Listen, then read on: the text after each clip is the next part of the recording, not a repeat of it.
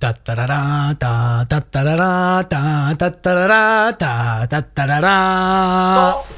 Stop it! Are you sure you want to give public exposure to that song? The song? Yeah, the da da da da da da da da da. Flight of the Valkyries? You know the composer of that song was very... right? You can't be serious. This is meant to be a video about a Harry Potter video game. Sure it is, but the composer, Richard Wagner, was problematic. I just wanted to make a stupid, epic intro for my YouTube video. And how does this even relate to Harry Potter, huh? Can't I just enjoy the music without thinking about the composer? I don't know. Can you? What? Look, the Harry Potter discourse on the internet has kind of reached a fever pitch in the last few years, but in some ways, this isn't anything new. I mean, you've got Richard Wagner, like I said, but you've also got people like Kanye West, Picasso, Marcus Persson, creator of Notch, Louis C.K., R. Kelly, the Avengers movies thanks to Joss Whedon, Chris Benoit. Like, the list of terrible things just seems to go on, but each situation is worth learning from. It just so happens that now terrible things are happening at Hogwarts and history is repeating itself. Repeating itself? You mean this has happened before? Wait, this is just a Chamber of Secrets reference, isn't it? Yes. Oh, thank God we're back on topic. Okay, that's enough of being on topic for now. Move over, we'll get into it. There we go. So, Richard Wagner was one of the most influential composers in the history of Western music. The English National Opera writes, "Just as Beethoven altered the course of music in the 19th century, so did Wagner for those who came after him." One such contribution to the musical world came about through his use of leitmotif. These are short musical themes that he used repeatedly throughout his work to signify certain characters or certain themes. Hey, just real quick, I'm still here. I know the mic sounds like crap. It's because this isn't a TV show. I've got a limited tech budget here, guys. Just bear with me. Anyway, can you give me an example of one of those leitmotif things? Sure, yeah. So, you know in Jaws, those two notes that play one semitone apart in the soundtrack? Oh yeah, the dun-dun. Dun-dun. Yes, exactly. That is the shark's leitmotif. And so even if you can't see the shark at that time, you know just from listening to it that the shark is lurking somewhere. Leitmotif were obviously around pre-Wagner, but his extensive use of them propagated them across the musical world, and today they're found everywhere. And this was just one of the tools that Wagner used to realize his vision of more powerful and spectacular drama, music, storytelling, words, sets even, in opera than had ever come before. He's historically considered a pioneer and a genius. So what's the big deal? He sounds great. In 1850, Wagner published an essay titled Judaism in Music. Wagner wrote, and obviously this is translated, that the alien nature and personality of Jews was repellent to Germans, and that Jewish musicians were only capable of producing shallow, artificial music because they had no connection to the genuine spirit of the German people. Later letters he wrote mentioned his long-suppressed resentment against this Jewish business, and he then went so far as to republish these letters publicly, just making his stance even more abundantly clear. So while he was making all these amazing contributions to the world of music, he was also spouting vile anti-Semitic nonsense? Yeah. But people still listen to his music, right? Like, he hasn't been cancelled? How does that work? Well, the extent to which his anti-Semitic views impacted his professional work are debated by historians and biographers to this very day. Israel, for example, has a long-standing ban on Wagner's work being played. You might occasionally hear it on the radio, but that's pretty much it. They've made their choice, and the moral failings and hatred of the author mean that the art forfeits its right to public performance. As one American academic wrote, to allow Wagner's music to play throughout Israel would be to forget the memory of the sentiments under which the music was written. Art and artist in this case are inseparable. That seems fair. I mean, I guess you can't expect someone to pay lots of attention to the music that Wagner wrote in his life, but pay zero attention to the letters and hateful speech that he also wrote in his life. Exactly. But elsewhere around the world, there are thousands of Jewish musicians who do choose to perform Wagner's music. For some, they are reclaiming the art in some ways, in the wake of the death of the author. They've deliberately chosen to carry it forward through history in spite of Wagner's personal failings, and to try and give it new life, with Wagner's views carefully considered and rejected, but that not seen as an impenetrable obstacle to moving forward. So he's sort of cancelled for some people, but not others? You could look at it that way. Like, it's a very personal decision that you need to make. When you listen to his music, do you feel repulsed knowing that the person that composed it had such horrible views and was so morally abject? Are you able to get past that feeling? Or does it interrupt the experience of the art for you? Is the art of less good quality in some way because of it? Well, I didn't really know any of this before, so I guess I've sort of never felt bad about it until now. Right, so there's a question in there that you might need to consider now then. You could go and support a different artist's work, for example, maybe listen to just something else. You'll help uplift artists who aren't problematic in any way and contribute to their success, replacing folks like Wagner, who obviously created something amazing, but it came from a really hateful place. In a sort of positive feedback loop, you lift up the unproblematic folks and more of them rise to the top, and it's a positive cycle for society and culture. Yeah, that sounds like a good idea. Or, alternatively, maybe you still feel a bit uncomfortable listening to his music, but at the same time, you might be able to sit in that discomfort and recognize that the art's impact on you has now changed forever, and you can critique it now through a new lens, and you're a better informed person for having learned about this and paid attention to this in the first place. Right. Yeah, that also sounds reasonable.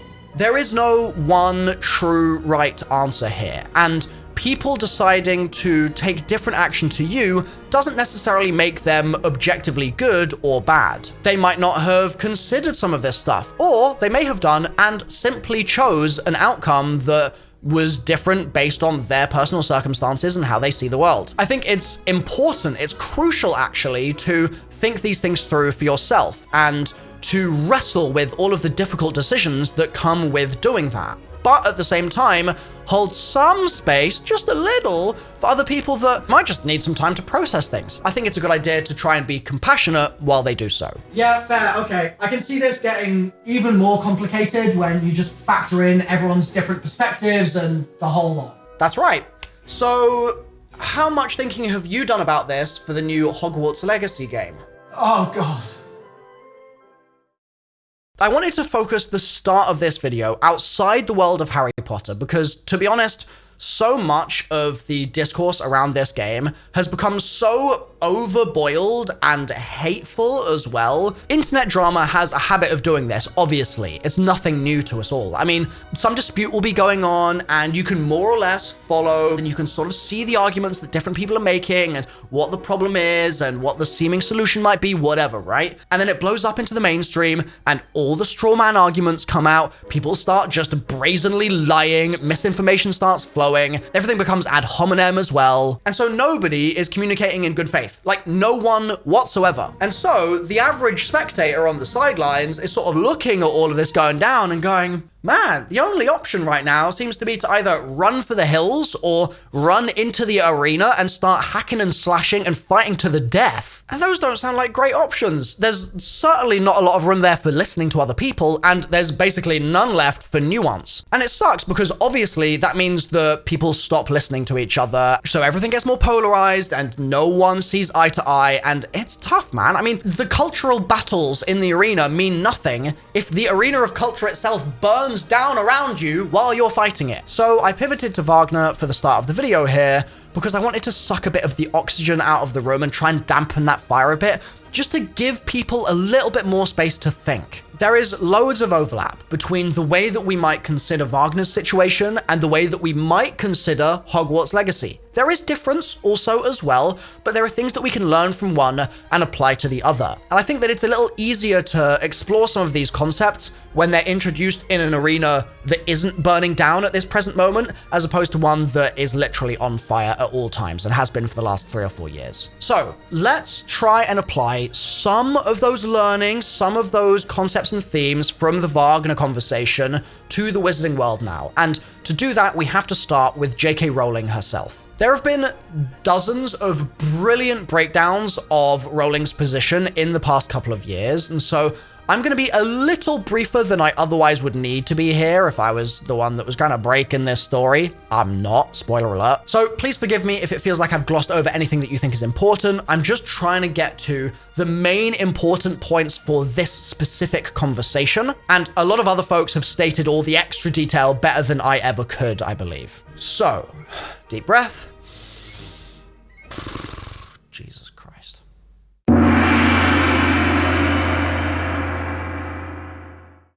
In mid-2019, Harry Potter fans noticed that J.K. Rowling was following accounts which were openly, by their own definition, transphobic on Twitter. Here's an example post from 2019 noticing exactly this, and I want to say here, while following an account doesn't mean that you agree with everything that person says or anything like that, it was the first sign that something unusual might be going on with J.K. Rowling. She also liked some tweets from these accounts, such as this one. Later that year, Rowling tweeted this: "Dress however you please, call yourself whatever you like, sleep with any consenting adult who will have you, live your best life in peace and security, but force women out of their jobs for stating that sex is real? Hashtag I stand with Maya. Hashtag this is not a drill." At first glance, I would forgive you for thinking that these were more or less some pretty generic feminist platitudes. But the final sentence is the bit that's really important.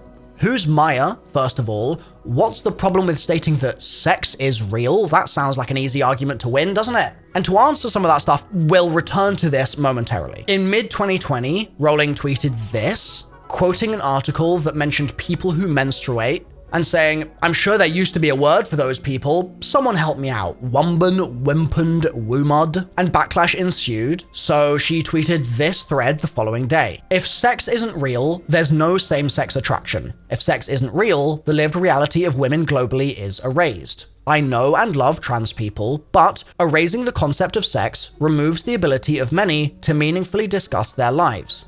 It isn't hate to speak the truth. The idea that women like me, who've been empathetic to trans people for decades, feeling kinship because they're vulnerable in the same way as women, i.e. to male violence, hate trans people because they think sex is real and has lived consequences, is a nonsense. I respect every trans person's right to live any way that feels authentic and comfortable to them. I'd march with you if you were discriminated against on the basis of being trans. At the same time, my life has been shaped by being female. I do not believe it's hateful to say so." Again, backlash ensued. Now, I'm sure for some of you, reading those tweets and seeing her say, "I know and love trans people, and women like me have been empathetic to trans people for decades," might mean that the reason for the backlash isn't necessarily super clear. And if you feel that way, I want you to try and pay extra close attention to the next section of the video, because that's what I'm going to be focusing on and addressing, and I want you to do so with as open a mind as you can. After all, I don't blame you for being a bit confused about all of this, because it's a really complicated situation, and a lot of the world is already just playing catch up on trans issues. So when Rowling says, "I know and love trans people," it might seem like there isn't a problem. But to clarify her position further, a few days after writing her tweet thread, she published this article, and on Twitter, she captioned it, "TERF Rules." TERF stands for Trans Exclusionary Radical Feminist. Let's break this down. Now, I'm still learning about a lot of this stuff myself, so I'm gonna make some generalizations here, but I'll do my best to make it as clear for you as I can. Feminism, broadly speaking, seeks equality of the sexes. However, a subsection of feminists reject the idea that trans women are women, and take issue with things, for example, like trans women occupying women's spaces. Many of them feel that their feminism compels them to fight for women and the protection of women, and they see trans women as a threat, so they push back against that. Some of these people refer to themselves as being radical feminists, while others will use the term gender critical. Within these groups, everyone has their own sort of slightly different definition of it. For some people, being gender critical is about critiquing every single aspect of sex and gender that sort of society and the patriarchy presents us with. But for now, I'm generalizing, like I've said, and gender critical or just radical feminist tends to be the go-to for folks that don't want to call themselves a TERF.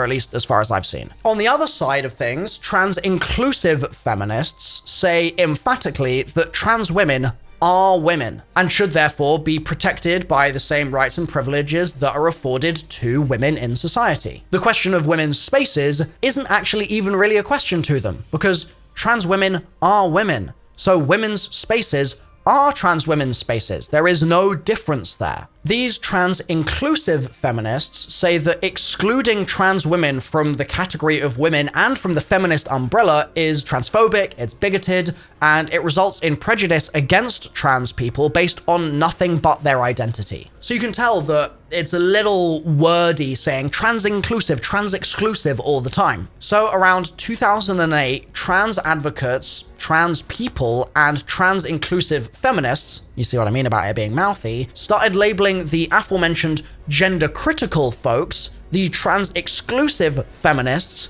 as TERFs. That's trans-exclusive radical feminist. Since then, the etymology of TERF has evolved a lot. Some argue that it's just a descriptive label, while others argue that it's actually now a slur. Some have argued for TERFs to be recognized as an actual recognized hate group, while others feel like, well, the term used to have value and add to discussions just as useful shorthand.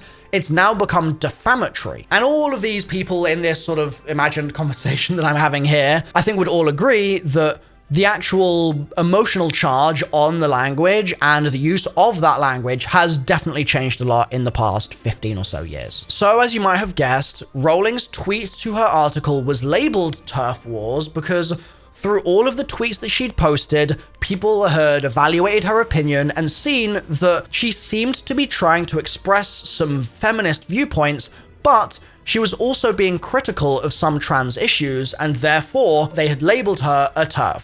And she, I guess, was maybe fighting back against that a bit. Rowling's article was honestly just a bit weird. Like, this woman has made so much money from writing, but there is so much in her article that is either just actually not right, or just something that I wouldn't expect of someone that is in her position. Like, she could have 500 people doing research for her on all of these topics and have the best analyzed research presented to her over a cup of coffee every morning. But instead, her article is so full of half-truths or just mischaracterizations of certain situations, which seems weird for a billionaire writer, to me at least. Now, I don't think it's going to be valuable for me to go through every single sentence of the article here. We'd be here for a long time. But I do want to pull out some highlights that I think are emblematic, maybe, of her overall stance and people's reaction to it. And I want to be clear, I don't want to just default to she's an awful person, and start calling her actual slurs and doing all those sorts of things. And nor do I want to assume that the people that have issues with this article are just getting upset for no reason. Now, granted, I'm pulling out highlights here, so my own bias is going to affect the way that I select these quotes, but it's representative, I think, of the point that I'm overall trying to make. So, our 7 Horcruxes of Rowling's article are as follows. Number 1, the Maya Forstater thing. So, this was a case from a couple of years ago now where a woman was a contractor. She had completed 2 contracts with the CGD, which is the Center for Global Development, and she then didn't get hired for a 3rd contract. And so right off the bat, you'll remember from the tweet a minute ago that Rowling had characterized this as a woman being forced out of her job. She wasn't forced out of her job. She just wasn't hired again. I think that's a really important difference and something that you would want to make clear if you were writing an article about this and basing a point on it. She does it again in the article itself. She says that Maya was a tax specialist who'd lost her job for what was deemed to be transphobic tweets. That's the reason for the court case. We'll get into that in a second. But again, she didn't lose her job. She didn't have the job. They just chose not to hire her back. And you can read the court case on this and there's updates and it's really long, honestly. But the court documents themselves are really interesting. So I mentioned that Maya was tweeting some transphobic stuff. What exactly was that? Well, one example from the case, in a response to a complaint made by her co-workers, Maya stated, "I've been told that it's offensive to say that trans women are men. However, since this statement is true, I will continue to say it." In another part of the document, the judge says, "I conclude from this, she will refer to a person by the sex she considered appropriate, even if it violates their dignity and or creates an intimidating, hostile, degrading, humiliating, or offensive environment. The approach is not worthy of respect in a democratic society. So in a situation where a person is behaving in this way, and to her colleagues no less, whether it's a pronouns issue, she's using the wrong pronouns, or she's just being rude and, as the judge said, creating a hostile, degrading, humiliating working environment, I think it would make sense for a company to go, you know what, this person is creating a hostile and degrading environment. There are probably other candidates out there that, regardless of their views, don't create such an environment, and so we'll hire them instead. Or they might have just gone, we actually just don't need anyone to do this work again here. Like, you've done it twice already. We just don't need it a third time. But Rowling characterized it as a woman being forced out of her job. And despite all of the stuff that the judge said about the claimant, Maya Forstater's absolutist views, and about the problems that they caused, and the fact that, like the judge said, they weren't worthy of respect in a democratic society, Rowling was like, that's the person that I want to die on the hill of. Is that the expression? That's the person I want to stand with here. And to her credit, I think Rowling is a fan of free speech, and so part of her interest in the Maya Forstater case is to try and promote the idea of people being able to speak their minds on controversial issues, that sort of thing. But I think you could have picked an example, Rowling, of someone that wasn't so openly horrible to the people around her. Like, that's not my opinion. That is in the court document. So that's the first Horcrux. Number 2 is the bathrooms thing. This is probably the most common, like, transphobic dog whistle that she brings up in her article. I think that this is the meatiest thing. It's the easiest thing to really look at and go, okay, I can see that there might be an issue here. Some of the others are a little bit more nuanced, or just they're smaller. So she says specifically, throwing the doors open of bathrooms to any man who feels like he's a woman means that you open the door to any men who wish to come inside. This one drives me insane, because this point is just bizarre to me. The kind of proposition here, if we unpack what she's saying, is that right now, predatory men want to go into women's bathrooms to assault them, but they are stopped by the fact that they're not allowed in. But those predatory men would feel like they have an excuse to go in if trans women were allowed in, and would therefore no longer be not allowed and would go and commit assault. But it's such a specific set of, like, mental gymnastics that have to be achieved here in order to reach this conclusion. Predatory men are not allowed to assault women, but they do it anyway. And predatory men right now could enter women's bathrooms if they really wanted to, despite being not allowed, because they're predatory men. They're already predators. If you could rely on not allowed solving the problem, then they wouldn't be assaulting anyone in the first place, because that's not allowed. And on top of that, it's kind of making this argument that those predatory men will feel like they are allowed to come into the bathroom because trans women are allowed in the bathroom. So are you saying there that those predatory men are gonna pretend to be trans to go in? Like, if they're caught, let's say, they'll have the excuse that they're trans, and those predatory men would just lie about that in order to try and escape culpability. Well, I think you'll find that that would also be not allowed. So it's still something they're not allowed to do. You've just kind of conjured up a specific pathway where one of these things is a rule that in their heads they would break, but others wouldn't be broken. I don't get it. Like, we already know, and I hope we can agree, that the pipeline for people in general to prosecute against their sexual abusers is already dreadful. Like, it sucks. And you see time and time again, women really, really heavily reporting that they don't even bother to report sexual assaults that they've experienced because they know it would never go anywhere. They know that there's not enough evidence for a court case or something or whatever. Maybe it's a case of he said, she said, or maybe it's the case that the legal system doesn't support them adequately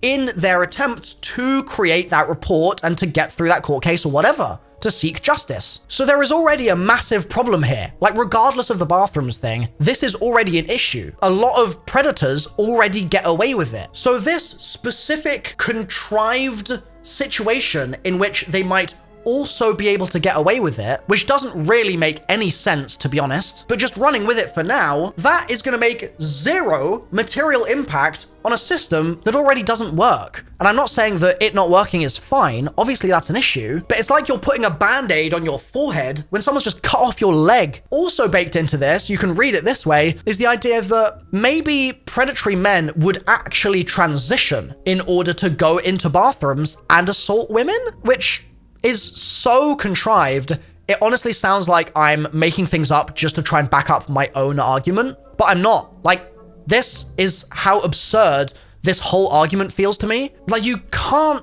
possibly think that predatory men would go through everything involved in a transition in their life just to go into a bathroom to assault someone, when predatory men already do that and there are so few consequences for them. Why would they go to those lengths? And why is it seen like every single thing in that person's life, every single thing would be second to their goal of like assaulting someone in a woman's bathroom? Like, their entire lived experience would change. Their entire reality would change. But they would do all of that just to be able to get into a bathroom and assault someone? I don't get it. And the research doesn't back any of this up either. For example, here's a paper. Oh no, my nail's peeling. But one of the conclusions of the article is that trans women are not more of a threat to cis women than cis women already are. So excluding your predatory men from the situation, there is no greater risk by including trans women in those spaces. The risk is already there because other women are a risk. Obviously, it's a small risk, but it's still a risk. And trans women don't change that. In the UK, trans men and trans women have been legally permitted and allowed to use bathrooms matching their gender identity since 2010. And anecdotally, I've never heard of problems from women ever about other trans people in their bathrooms. I've never had an experience myself of a problem in a bathroom with a trans man, and I haven't seen any big news stories on it. I've never heard from any of my friends that they've had issues. Like, it's just not a thing. And granted, that's anecdotal, but further to that point, anecdotally from the trans people I either know in person or I know across the internet, these are the last people that would want someone else to feel uncomfortable in a bathroom environment. Because, first of all, trans people are more bullied than nearly any other group in society. They know what it feels like, and they more than likely didn't used to feel comfortable in the old bathrooms that they were using.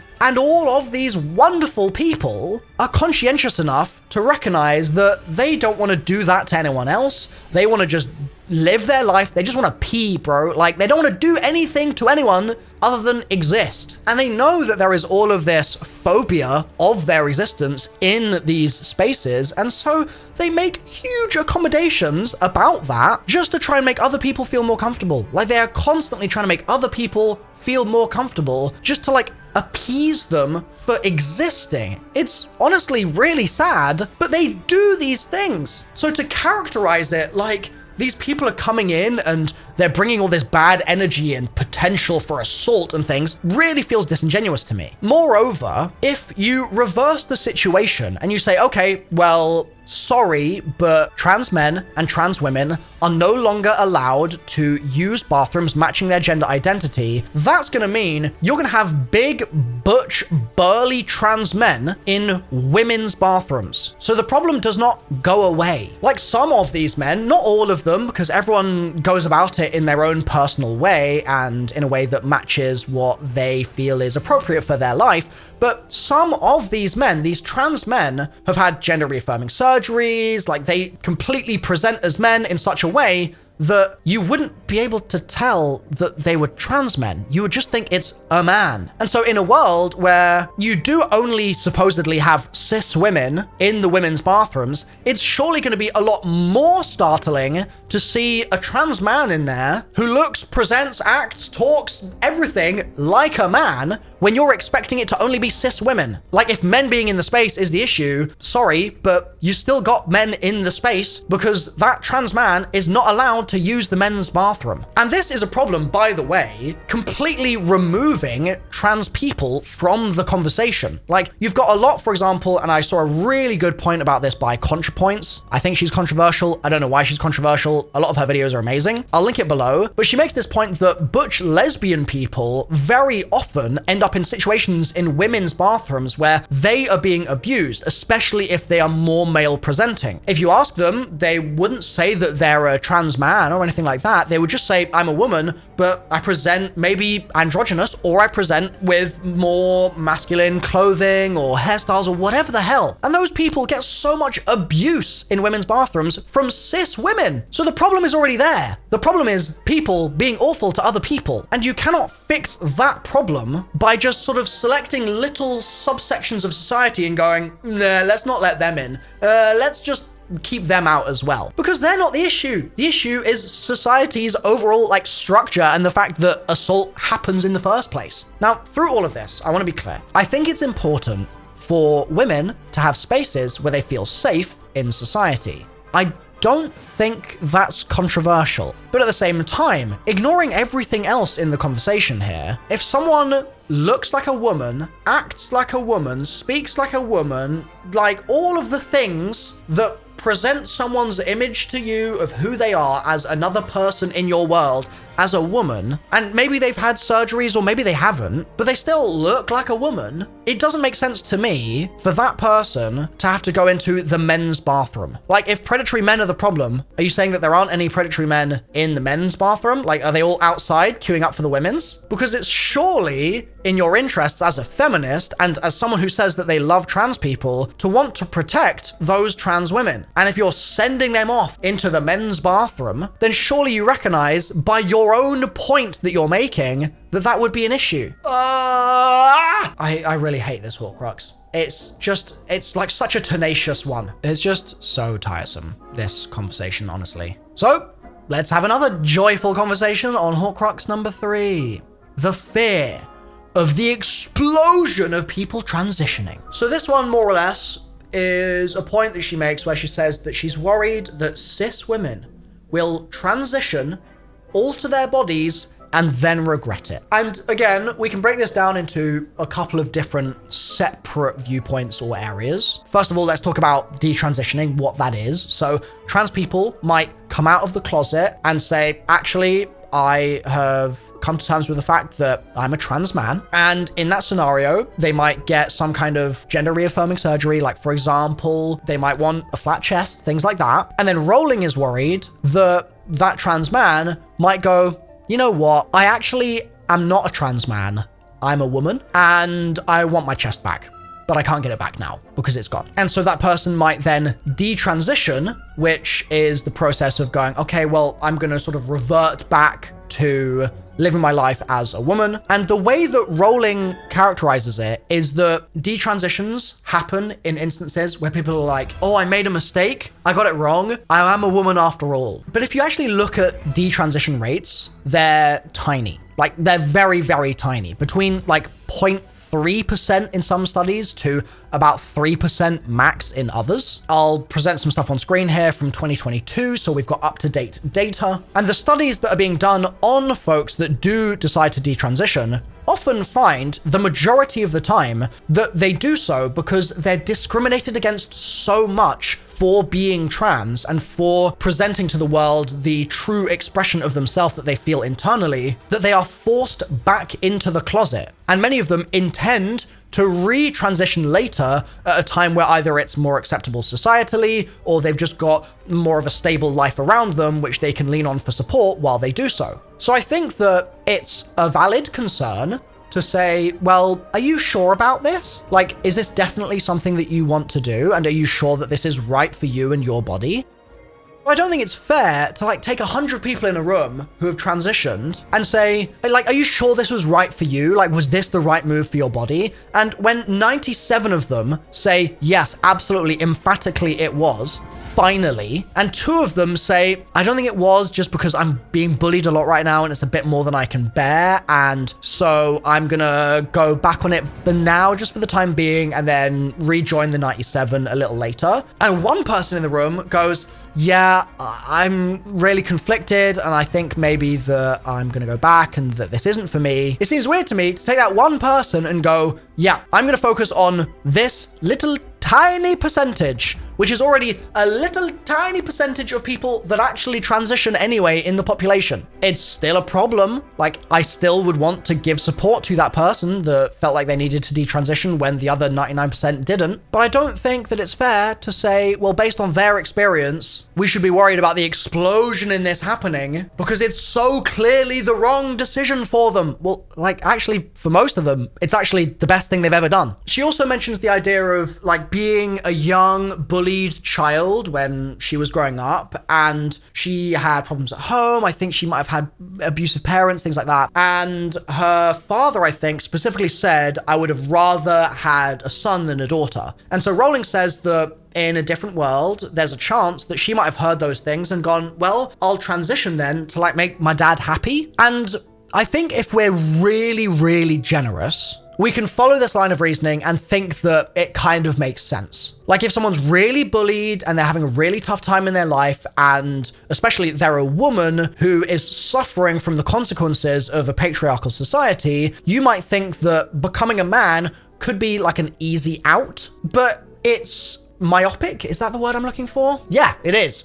It's myopic in its analysis of the situation because it makes the assumption that by becoming a trans man, you're no longer going to be persecuted in society and you're no longer going to be bullied and your life is going to instantly improve just by virtue of you now being a man, which is insane because we already know that trans people have significantly higher suicide rates. Trans people are significantly bullied, and more so in many studies than any other protected group. They have much shorter life expectancies. They just generally have such difficult lives. And we are all aware of this. Like, you don't have to be trans to be conscious of the fact that that is what life might be like for trans people. And so you're telling me that as a child, you would have felt so strongly that being a woman was difficult that you would have seen another, even more arguably difficult path and gone, yeah, that's the one for me, because then I'll be a man and I'll at least lose the way that women are persecuted in society. And like the new ways that I'll be persecuted won't matter. Like, that argument doesn't make any sense to me. And so Rowling is saying, well, I had this experience and I'm worried that other people would too, but I think that it doesn't make sense to people now having that internal debate with themselves, just as it shouldn't have made sense to you if you were a kid actually facing that question. And this also plays into this really just so bizarre notion that trans people are like trying to trans other people. It's like casting some kind of weird spell on someone, like I'm gonna trans you and trans you. Except trans people already are so familiar with the feeling of existing in like the wrong body, a body that doesn't actually represent who they are. And so the idea that they would do that to someone else, like they would trans someone, they would like encourage someone that wasn't actually trans to become trans because it was cool or something, is so weird, because that trans person doing the transing there would know that they would be inducting this person into a life in which they didn't feel represented by their body. They didn't feel like their body accurately conveyed their lived experience. Like, they would be subjecting them to the same torment that those trans people were already born with and had to grapple with before finally being able to escape. Why would they do that? Like, you talk to trans people, they are so sensitive. And I don't mean that in the like easily offended way. I mean that in the caring and conscientious and affectionate way. And they've thought more than you have about these issues. Much more than I have as well. And based on all of that thinking and living that they've done through that, they universally do not want people to transition if it isn't right for them.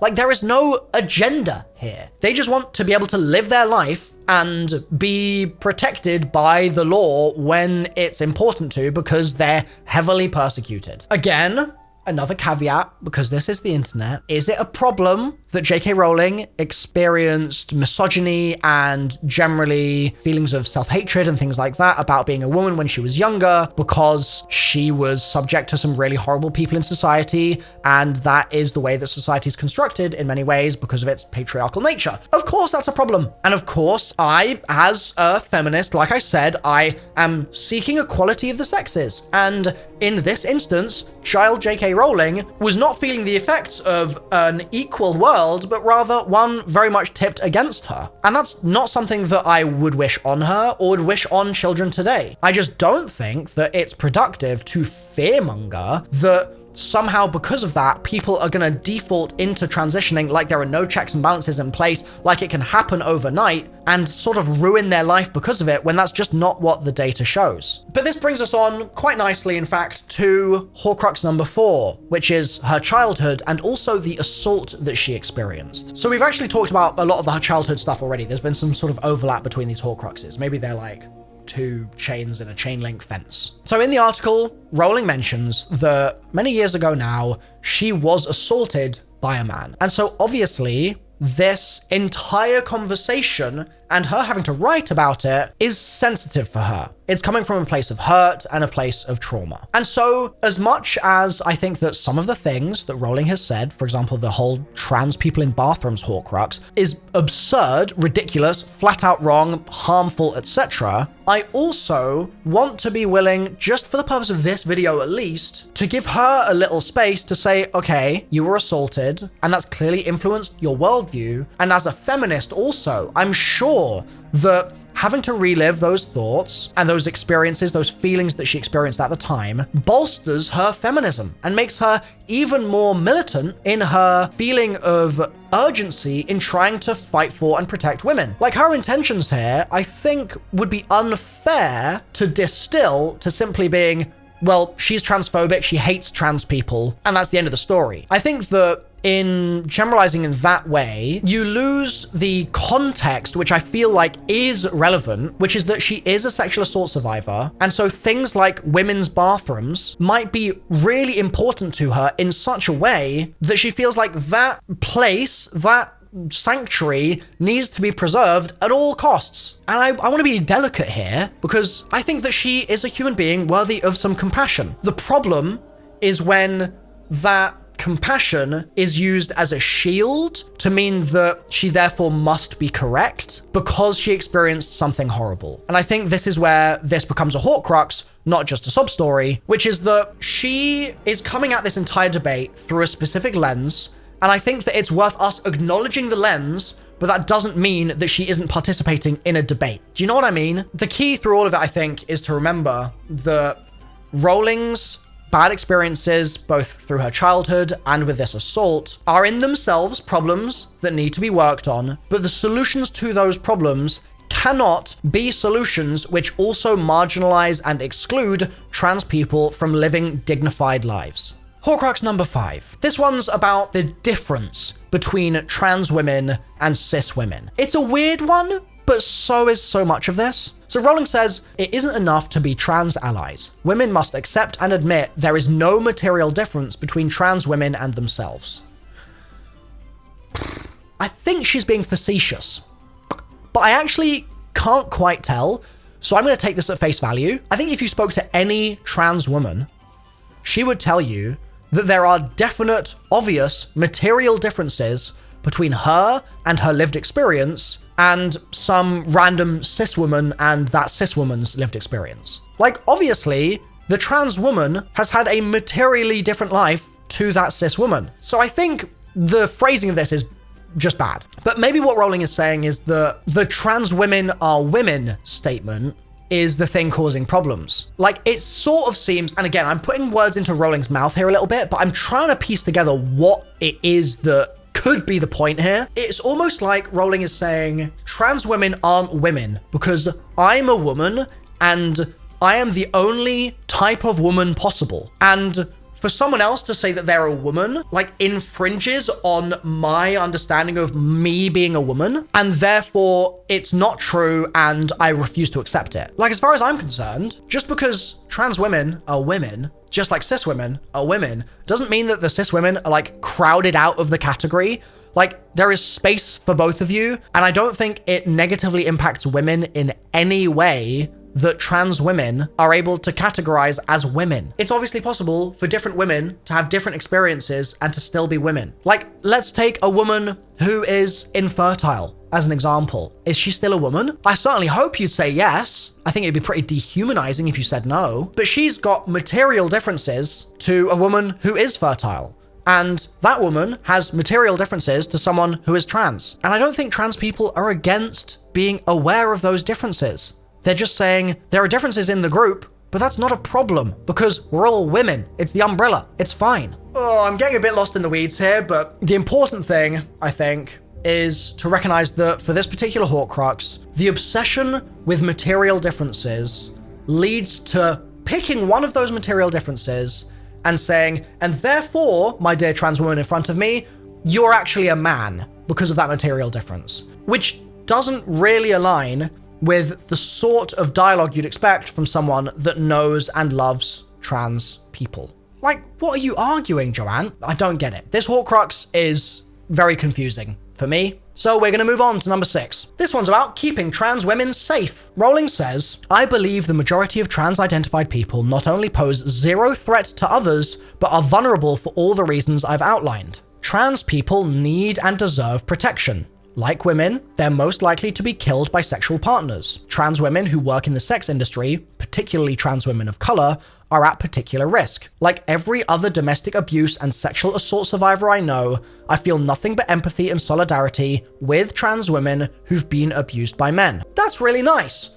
So why do you want to force trans women into men's bathrooms? Like, I get that you're sympathetic to them, but you don't seem to be actually thinking about their lives very much because you've got this self-preservation thing going on, which again, based on things like your bullying as a child and your sexual assault that you survived and things like that, I can understand and be compassionate about. But what I can't allow for is for you to sit there and say that you love these people and you will protect them and fight for them, but then not really spend any time thinking about how they might need protection just like you do. That seems like a real double standard. So again, there's like a voice in my head that's like, well, she's clearly trying to do the right thing, like she means well. But then there's another voice in my head, which is like, if she really meant well here, would she be going about this in this way? Like, would she be purposefully antagonizing people on Twitter? Would she be publishing her article without it having been proofread clearly by someone with experience in these issues who could have gone, you've actually kind of mischaracterized that whole Maya Forstater thing, and you've quoted a lot of statistics, but given no references whatsoever. And so a lot of them are just bogus. Like, you'd think that if she was operating in good faith, she would have done those things, but she hasn't. And I know for a fact there are people watching this, like hate watching this video right now, being like, Milo, you're sympathetic to trans issues, and I'm disappointed. Rare Milo L. And if you look at the things that Rowling has said, she clearly loves trans people, and she doesn't have a problem with them. And I would love to believe that were true. It's just that if you love these people so much, all these other things that you're doing that actively impacts their lives negatively are things that you might actually try and avoid. Like, the two cannot be true. And I would love to give Joanne the benefit of the doubt because I freaking love Harry Potter, dude. And there are loads of values in those books that are so uplifting and positive. So I want to believe that those came from the brain of someone that thinks the same way I do. But at the same time, she is saying all these things that I think are negative and are hurtful. So she can't have it both ways. Horcrux number 7, being cancelled. Oh my God. So I'm a Z-list internet figure, public figure, and have received my fair share of hate comments over the years, far too many to count. I've had threats. I've had people just completely make things up about me. I've had people fabricate all sorts of silly stuff, right? At the end of the day, that sucks. It's hurtful. It means that I'm less inclined to read my Twitter mentions from accounts with the egg profile picture because there's a decent chance that someone like that might just be there to troll, to hate, whatever. So I've got a fair bit of experience of being in the public eye in that way, and receiving loads of crap from people. What I don't have the experience of is all of those things while also being a woman. And I know that being a woman, especially online, is seen by some people as like a target being painted on your forehead, and so the hate flows ever more freely. So I'm not pretending to understand her specific situation here. I'm just saying that I have some experience in the online arena myself. So she tweeted her stuff, right? And some people were very calmly and collectedly trying to explain to her things that she got wrong, misconceptions, mischaracterizations of events that she'd undertaken, stuff like that. Others were mad, and they were just yelling. And to be clear, yelling doesn't mean that you're wrong, necessarily. Like, there have been situations in the past where I've received comments that have been so horrible, but at the sort of core of what they're saying, there is some truth to what they're kind of thrusting at. They're just presenting it in a really crappy way. And because it's being yelled, it's easy to write it off. It's like, that person just is so rude and they're just being horrible. Ignore. When in fact, there might be some truth to it. Other people were hating on Joanne in such a way that was purely abusive. Like, there is no two ways about it. She was receiving threats. She was receiving threats of violence, like all sorts of horrible things like that. Rowling received a lot of critique, a lot of criticism, a lot of loud criticism,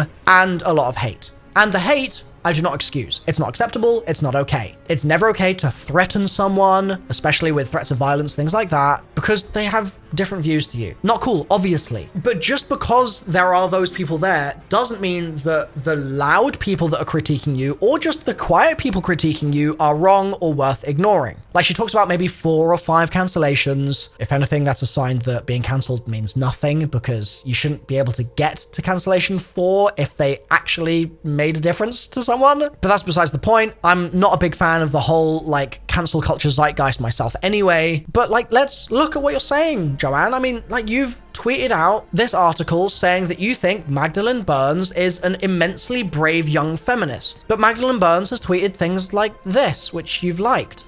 This tweet is obviously not the quiet critique of the trans debate, which you would so love to be the sole experience that you were having on the other side of the fence. You can't have greener pastures for me and not for thee. And again, I'm not excusing any of the hate or any of the just horrible comments that were levied at you, but at the same time, people disagreeing with you loudly doesn't mean that they should be ignored necessarily, and doesn't mean that all the other things you're saying aren't worthy of being dismantled and shown to be inherently biased or flat out wrong. Oh my God, I hate this. Like, it's such a delicate issue, and trying to, like, pick your way through it is so fiddly. And then you remember that this is the lived experience of trans people every single day when Joe Bloggs in the supermarket down the road decides that he thinks that you don't actually exist and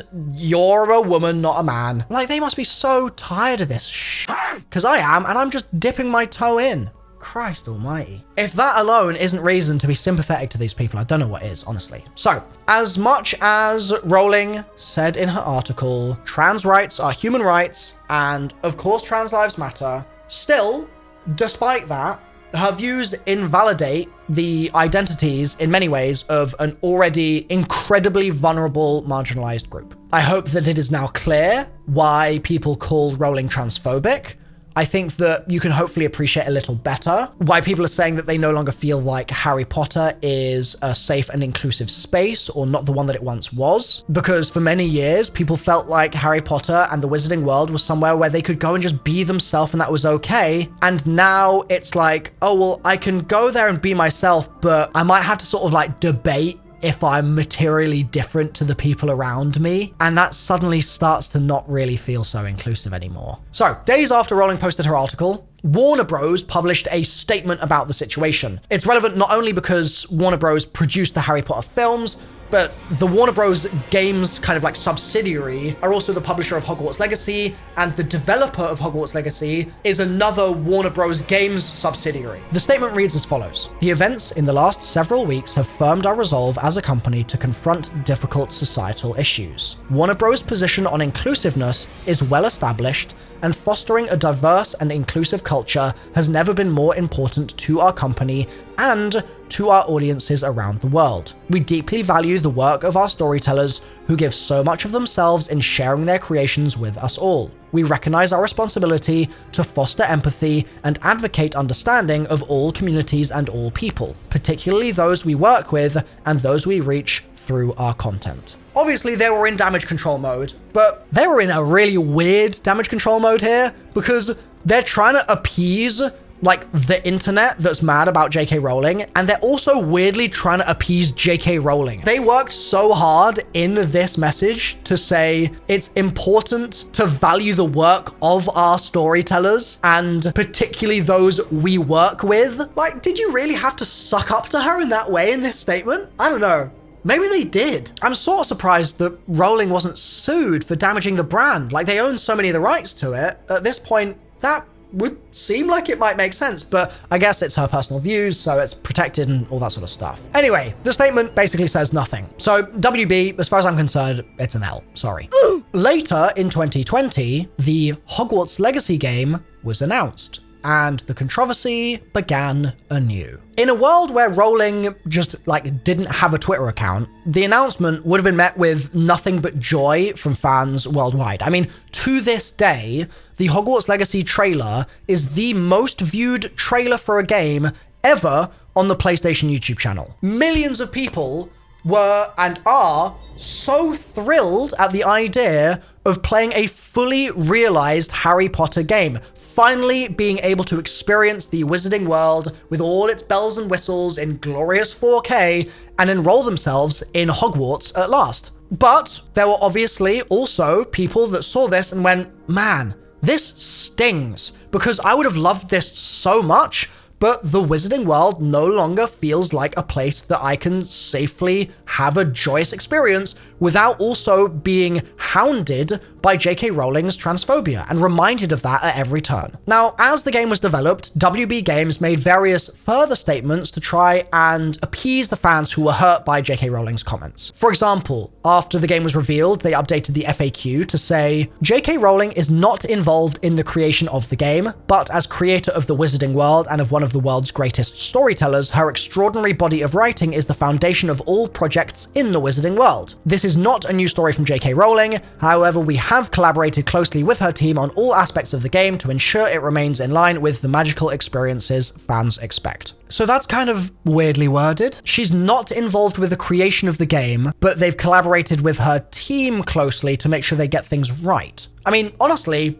that sounds okay. And then later, in 2021, they announced the game would allow players to customize their character's voice, body type, and gender placement for the school dormitories. This all happened alongside Rowling issuing further tweets that were reaffirming her previous posts and previous positions. For example, in 2022, she defended Macy Gray after Macy said, "As a woman, just because you go change your parts doesn't make you a woman. Sorry. Surgery and finding yourself doesn't change that. Being a little girl is a whole epic book, you know, and you can't have that because you want to be a woman." Rowling, as a result of these comments, said that she was buying Macy Gray's entire back catalogue just to sort of support her. And as recently as 2 months ago, she tweeted Merry Turfmas to someone. So clearly this is still sort of at the forefront of her mind when she's logging onto twitter.com. I find the little girl comment there so weird. Being a little girl is an epic book and you can't have that because you want to be a woman. It's like this almost elitist position of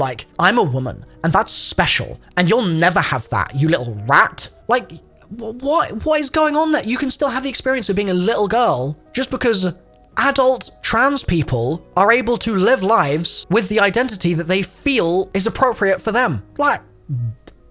Macy, what are you chatting? So that's a lot of the J.K. Rowling discussion in a neat little ball that's not neat at all. That thing is messy as hell. And we're going to get back to it because it's really important to discuss how you interact with that world of comments that she's made. But sadly, there are some other extra controversies that we need to run through here as well, which all affect Hogwarts Legacy.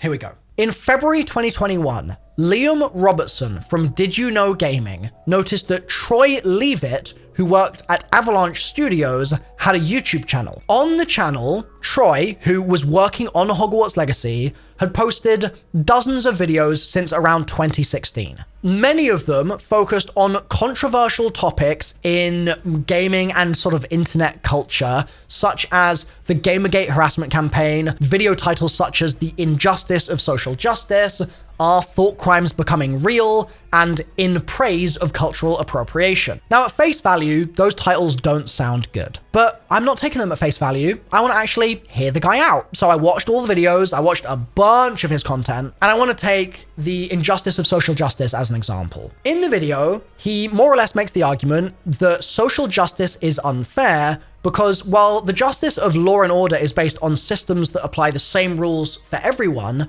social justice engineers outcomes to favor certain demographics over others. So we either don't need social justice or it actively causes new problems. This sort of line of reasoning is something that I think is reasonable to explore, and I think that social justice has lots of problems. So critique of it so that as a movement it can operate in a more ethical and beneficial way to society seems like that would be completely fine. What's maybe problematic in some of his videos is that he makes certain generalizations and certain comments that do come across as being closed-minded, or in some cases just a little bit rude, really. And he's got this real attempt through all his content to focus on being logical at all times and to really work things through, even if it's uncomfortable territory or whatever.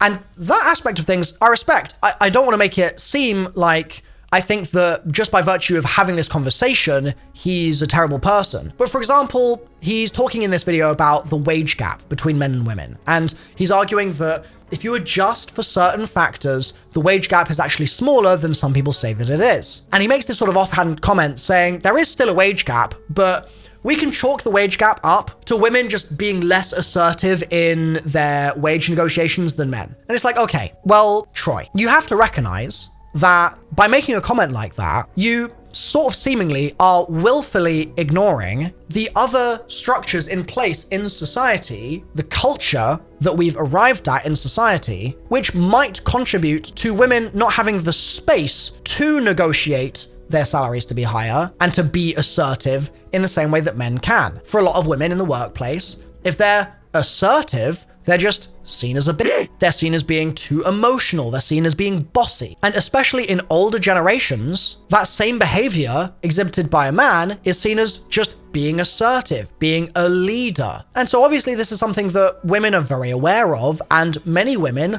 I would suggest, might therefore not be able to be assertive in the way that they have the capacity to be in that moment, because instead they're trying not to stand on the toes of the other men in the room that might get offended if they're being assertive. Like, you're taking a complex problem and you're narrowing it down to a little generalization and then saying, yeah, there's a little bit of a wage gap, but like, it's kind of women's fault. Like, men are just better at negotiating. No, Troy. And this is the thing. I think, genuinely, if I was on a call with Troy right now having this conversation, I think we could have a really good conversation about this. Like, from what I saw of his videos, I didn't see all of them, but from what I saw of many of his videos, I think that his most important tenet through the way that he operates is that he's willing to put himself into these uncomfortable public arenas and actually have the debate. Like, this guy's writing paragraph after paragraph in his YouTube comment sections, responding to people, trying to further the discussion. He's writing entire essays pretty much in response to Facebook posts from his friends and going back and forth over and over again. Like, he's really trying to do the hard work to reason a lot of these things through. So I give him some credit there, but I also think that it's important to recognize that if you're having those sorts of conversations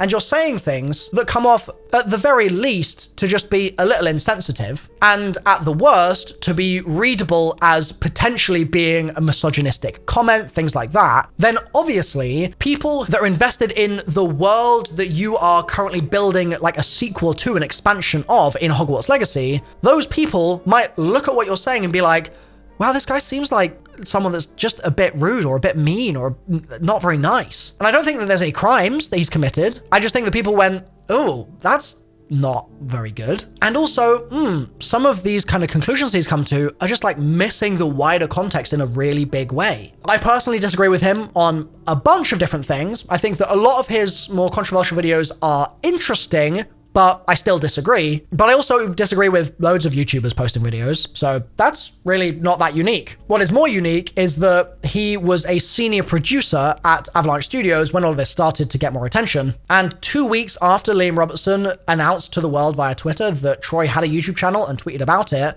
Troy stepped down from Avalanche. So this is early 2021, okay? And in his resignation letter, he explains that he recently had to move to Nevada to deal with a family situation, but that family situation was taking up more of his time. It was more complex than he realized, and he didn't feel like he had enough time to devote to work while also paying sufficient attention to his family. And so he was going to step down, and it's something that he'd already been planning for months previously, and it wasn't really a surprise. He said that WB Games had reviewed his videos back in 2018, and they'd said, while we don't obviously support any of this, like, you're not speaking for us here in any way, we're going to allow you to keep the videos up. They didn't endorse it, but they allowed him to keep it there. And so all of the controversy surrounding his YouTube channel was the catalyst for him to step down in February, but it wasn't the reason. Like, there was plenty of other stuff going on. He contends that WB Games treated him fantastically, he has no ill will towards them, but he's not worked on the game for the past 2 years. He also shared a point that I think is worth including here. Liam's tweet said that Troy was the lead designer of Hogwarts Legacy and almost made it out like he was the only lead designer, like he was manning the game, almost like he was creative directing it. And this is actually inaccurate. So Troy joined Avalanche and was hired for a lead designer role in 2019, but he was moved to a senior producer role after a year. And so between the beginning of 2020 and when he left in February 2021, he was just a senior producer, like one of several senior producers. I think his focus was on the game's castle and the NPCs, and so he was just not the lead designer. So the reason we've gone through all of this is because for some people, the involvement of Troy on the game is like a stain on its record. And especially the people that think that he was lead designer, they think like, oh my God, he must have had such a big hand in all aspects of the game. He must have influenced the vibe in such a big way. And if he's got all of these views, then that's going to leak into the game and affect the art because of the artist. That's the argument. We'll return, just like the transphobia, to that after we've got through some more of the controversies. Number 3. Anti-Semitism in Harry Potter. In the last few years, there have been a lot more conversations had, I've noticed, surrounding the portrayal of goblins in Harry Potter and their similarities to anti-Semitic tropes. Like we talked about at the very beginning of the video, there are Jewish stereotypes through history that are obviously really negative, like Jewish people being obsessed with wealth, being feeble-minded. It's common for them to be portrayed as having hooked noses, things like that. And these are all traits that apply to goblins in the wizarding world. The goblins are hunched over, they wear suits, they're bankers, like the tropes keep on coming. And when you take a look at the goblins' designs, especially in the films, really, it's really easy to go, oh my God, yeah, that looks like German propaganda from the 1930s. Like that looks really bad. There was a recent story with Jon Stewart where he actually made a joke about this, and then newspaper outlets picked it up and was like, oh my God, Jon Stewart thinks that J.K. Rowling's an anti-Semite. And then Jon Stewart had to come out and be like, no, I didn't say that. I was making a joke, dude. They just have the same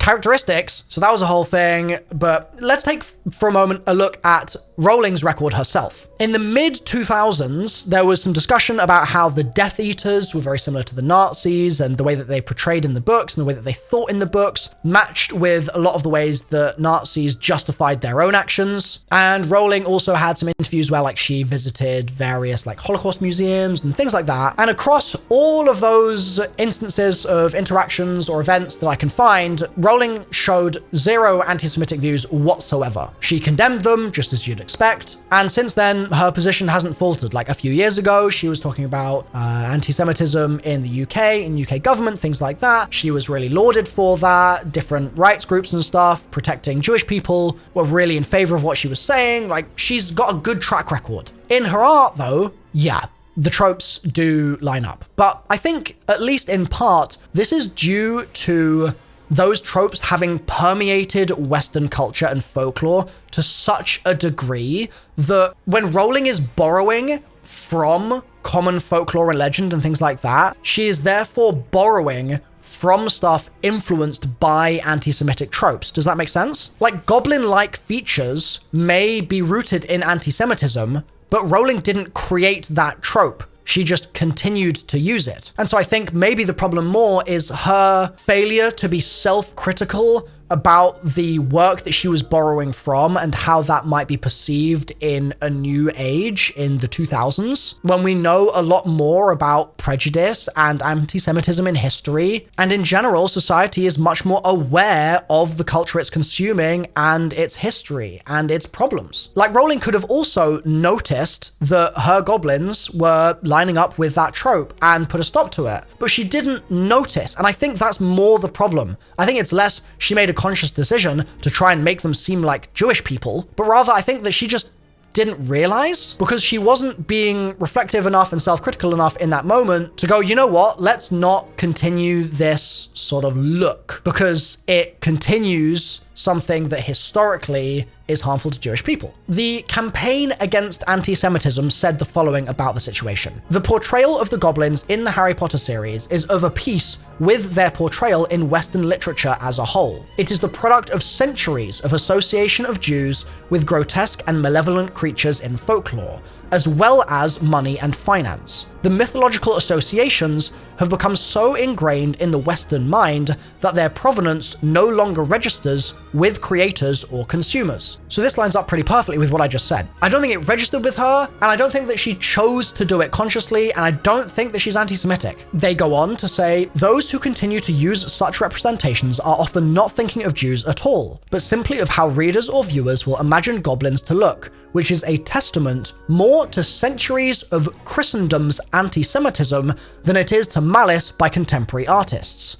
So it is with J.K. Rowling, who has proven herself over recent years to be a tireless defender of the Jewish community in its fight against anti-Semitism, for which we are immensely grateful. So overall, critique of the trope certainly seems valid because the trope is harmful, but I don't think Harry Potter books were written to secretly perpetuate some kind of agenda against Jewish people. However, there is now even more to consider here, because the primary antagonist of Hogwarts Legacy is, you guessed it, a goblin.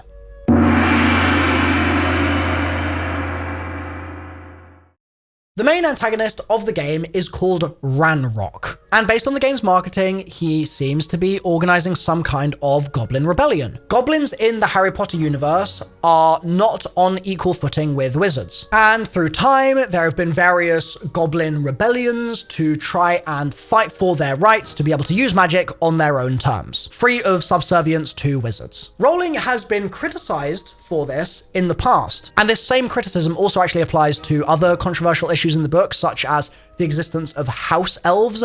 Everyone seems to be completely fine with the idea that this subservient race of elves are just owned by the wizards. And so people have made it clear that they're just not interested in playing a game where you essentially act as the racist policeman squashing the goblins' attempts to fight for civil equal rights. And so they're worried that by beating the antagonist in the game, you are actually actively oppressing goblin kind and maintaining a social hierarchy where wizards benefit and goblins lose out. Especially in the past few years, where there's been so much focus on the abuse of power by police and things like that, it leaves a bitter taste in some people's mouths to think about the fact that they're now going to be cosplaying as those police, trying to hold down a group which just wants to be on equal footing with the rest of the world. Like, just because the goblins are different, just because they're rude to wizards or whatever, doesn't mean that they don't deserve respect in the same way that all the wizards do. So why would you want to fight against that?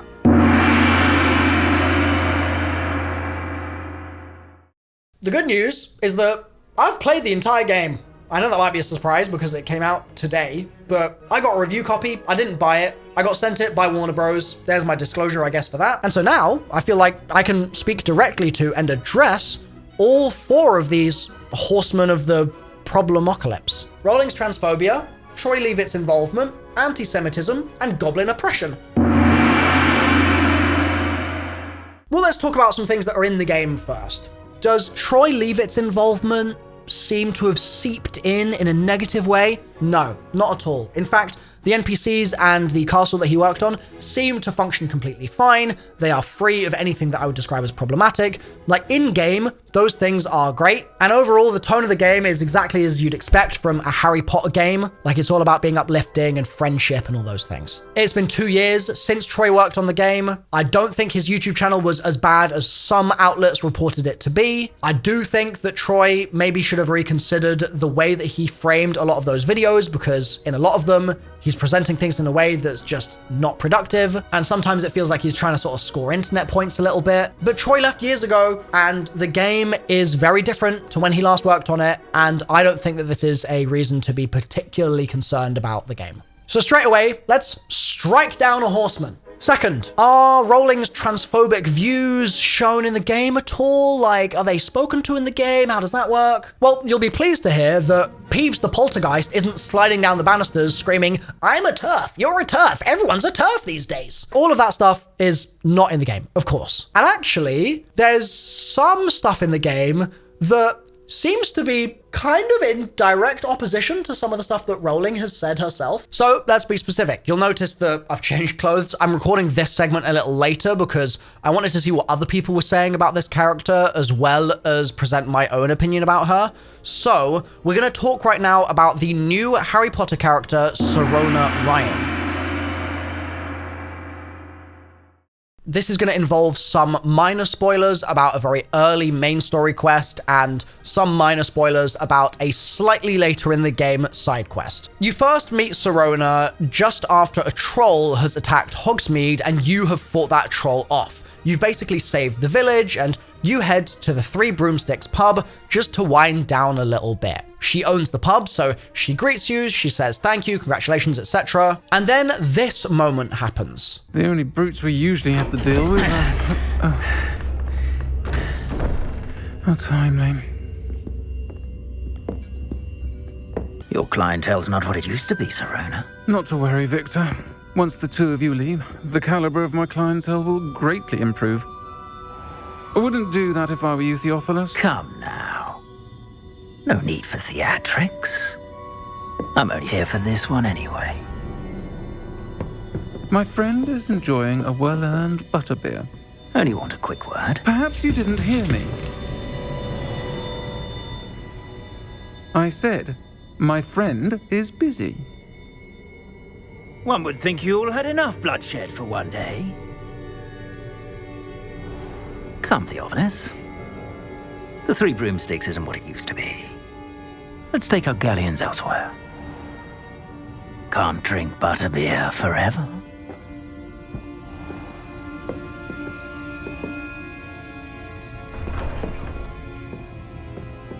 Seems you've made an unfortunate enemy. Watch your back. Rookwood and Harlow are worse than any troll you might encounter. So these guys are more or less the helpers of the main antagonist, Ranrock. They've been stealing things, they've been just causing havoc, so people are really scared of these guys. But as you can see, when they come in and they start trying to confront you, Sirona bravely sticks up for you straight away. So it's a pretty cool moment having the entire pub kind of have your back, and that's clearly all based on the fact that those people in there all trust Sirona's judgment, and Sirona has judged that the bad guys need to go and you can stay. And so right away, you're like, yeah, I like Sirona, like the Three Broomsticks. I'd go back there. Pretty cool establishment. Good vibes. Then slightly later in the game, you go back to the Three Broomsticks and you speak to Sirona about a goblin that you noticed was in the Three Broomsticks before that little interaction happened that I just showed you. You inquire a little bit about the goblin, and this is how the interaction goes. I wanted to thank you again for your help with Rookwood and Harlow. Sirona, please. And I was happy to help. You were speaking to a goblin here that day. Yes, Lodgok. He's a friend. It seems as though you were on good terms with him. I've known him for years. We met when I was waiting tables here as a student, well before I bought the place. He was cordial enough, but we weren't friends then. His mistrust of wizard kind ran deep. So he's a goblin, and back when Sirona was younger, he didn't trust her. Okay, I guess that makes sense. Goblins and wizards aren't on the best of terms. But then this happens. But you're friends now. We are. Hadn't seen him in years when he came in a few months ago. But he recognized me instantly, which is more than I can say for some of my own classmates. Took them a second to realise I was actually a witch, not a wizard. The obvious implication here is that Sirona used to present like a wizard, and that's what her classmates knew her as, and then she transitioned, and now she's a witch. The classmates were like, oh, right, you're Sirona from before. Okay, amazing. I didn't recognize you for a minute there. Whereas Lodgok was like, I know that witch when I see her. And so right after those two sentences where you learn that Sirona has transitioned at some point in her life, the conversation moves on. Like, it's just not a big deal at all. And they start talking about Lodgok and Ranrock and fighting against the big baddies and just all the other things in the main plot. There is a little bit more optional dialogue in the conversation where you can ask why Sirona wasn't scared on the day that she was confronted by those two bad guys. And she says this. They're bullies. Plain and simple. Never tolerated them in my own life, and certainly won't tolerate them going after my friends. Don't misunderstand me. They're dangerous wizards and shouldn't be trifled with. They should, however, be confronted and reminded, whenever possible, that the rest of us have each other's backs. So, on the one hand, that's pretty Harry Potter level dialogue. We should just uplift everyone and friendship is the best thing in the world. But on the other hand, knowing a little bit more about her as a person now, that seems like a little bit more of an important comment. Now let's jump forward to another interaction we have Sirona a little later in the game. This is the side quest I mentioned. Sirona asks you to do a favor for her friend Dorothy Sprottle, who lives in Upper Hogsfield. Sirona used to stay with Dorothy Sprottle and her husband Aidan while waiting tables at the Three Broomsticks while she was doing her studies at Hogwarts. And that husband, Aidan, was a friend of Sirona's father. Sirona asks you to basically check in on Dot because she's been really busy and she just hasn't had time recently, and while doing so asks you to pick up a box of old letters from her childhood. So you go and see Dot and you do the stuff that Dot needs of you, but you can also ask what Sirona was like when she was your age, a 5th year at Hogwarts. Dot says this. Goodness. Well, she was almost exactly like she is now. Charming, good head on her shoulders, taking care of everyone. I can't tell you the fun we had when she and her friends would visit us during the year, all buzzing about, practicing charms. Talented group. Her friend Mirabelle was a genius in the garden. Learned it all from her muggle parents, if you can believe it. And she has this to say about which letters she put in the box. I know when I read writing from my youth, I'm always astonished at how much I've changed, and yet remain the same. So a lot of this language that they're using could absolutely be read as just Sirona's a pretty great person and she's been a pretty great person for a really long time. But I think that there's also like an alternative interpretation you can take in a lot of these sentences, like talking about being astonished at how much you've changed and yet how much you've remained the same from your youth. And I guess you could also say like the mention of clearing out a closet. And this continues when you actually read the letters once you find them that are in that letter box. There's nothing in the game forcing you to read the letters, like you pick them up and you can just put them away again. But I was interested, so I took the time to read them. This is what they say. Dear Sirona, when I arrived here, I had a troubling sense that in many ways I wasn't like the other first years. I confess I worried that Hogwarts might not have been the proper place for me and pondered sending an owl to my parents asking them to fetch me almost before the first week of classes had ended. How did you know? I presume you're not secretly a Legilimens, but I wonder that you seemed to know my thoughts better than I did myself. That day in the Three Broomsticks when you spotted me huddled in a corner, staring blankly at an untouched butterbeer and an empty bit of parchment, my quill dripping ink woefully onto the floor, and you came to sit with me, well, I shall never forget it. I recall a sudden sense of relief, as if someone had cast a levitation charm on me, when you told me about how nervous you'd been to come to Hogwarts. I looked at you, and it seemed beyond my imagination to think of you as anything but the confident, contented witch sitting before me. In the days that followed, I marveled at how you charmed, in the non-magical sense I mean, everyone around you without apology, embracing who you were and who they were. It was as though a candle had flickered on for me.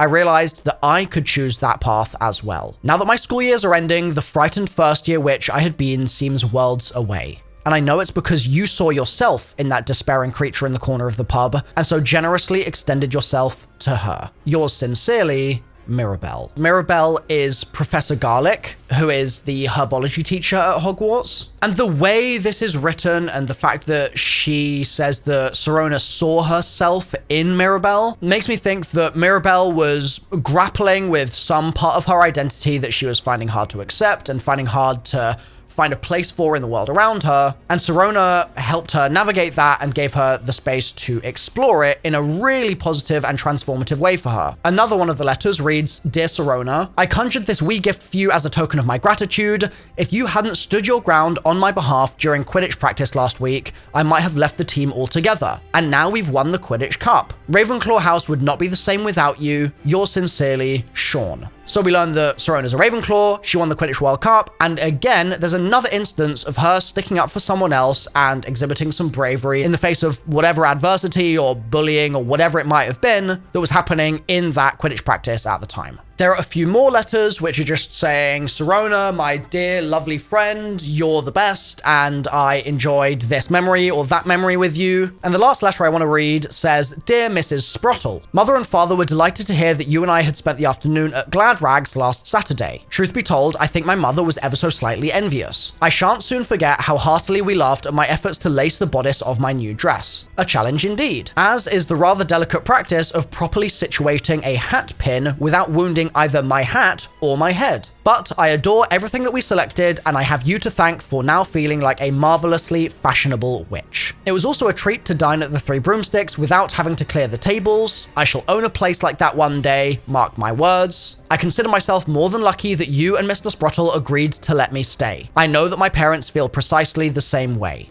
Yours gratefully, Sirona." So I think here the implication is that Mrs. Sprottle took her to Glad Rags, which is the clothes shop in town, and helped her pick out some new dresses and things like that, which would be more appropriate for her, probably seeing as she was less familiar with some of that stuff from before she transitioned. Now, as far as my perspective goes, as a cis man, not as a trans woman or as a trans man, in my view of things, just in terms of like representation in media, this is pretty good, because Sirona's character is not just purely that she is trans and that's all there is to her. Like, you hear time and time again that people trust Sirona. People think that she's brave, she's courageous, she's affectionate. And there are several instances in the story where people say, well, if Sirona trusts you, then I trust you because I think Sirona's judgment is as sound as it gets. She sticks up for you when the going gets tough in that initial encounter. She's shown to have sticked up for people in the past. Like, this is clearly a repeat occurrence for her. She doesn't tolerate bullies, and she's just overall like a vibe. She's great. And none of those things would be untrue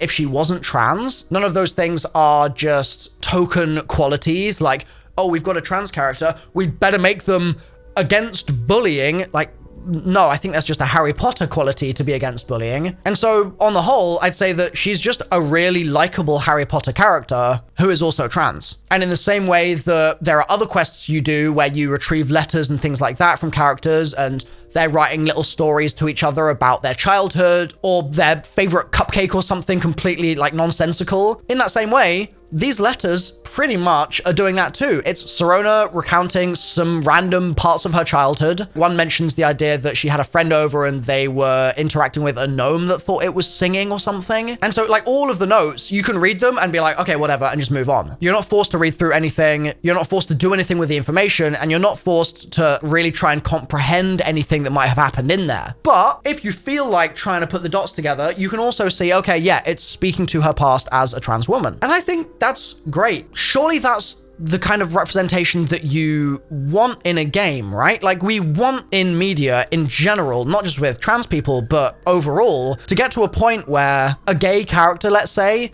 doesn't exist to just go through hardships based on the fact that they're gay. Maybe the gay person is actually happy for once. That seems to be a trope that is really often repeated in media, where some character who is part of some minority group or whatever it might be is just reduced completely to their membership of that group. Maybe there's a character with, let's say, like Native American heritage, right? So often that person will be forced to just have a storyline exclusively distilled completely down to their heritage, and they won't really be given any space to have other experiences. Like, as far as I'm concerned, that is sort of the definition of token inclusion. Like, you're almost actually not writing a character at that point. You're just including some social commentary and you're baking it into a human form almost, but it's not a person. And Sirona, as far as I'm concerned, is the opposite of that. She's completely a person, and any social commentary surrounding her isn't the point, which I know a lot of people are going to disagree with, because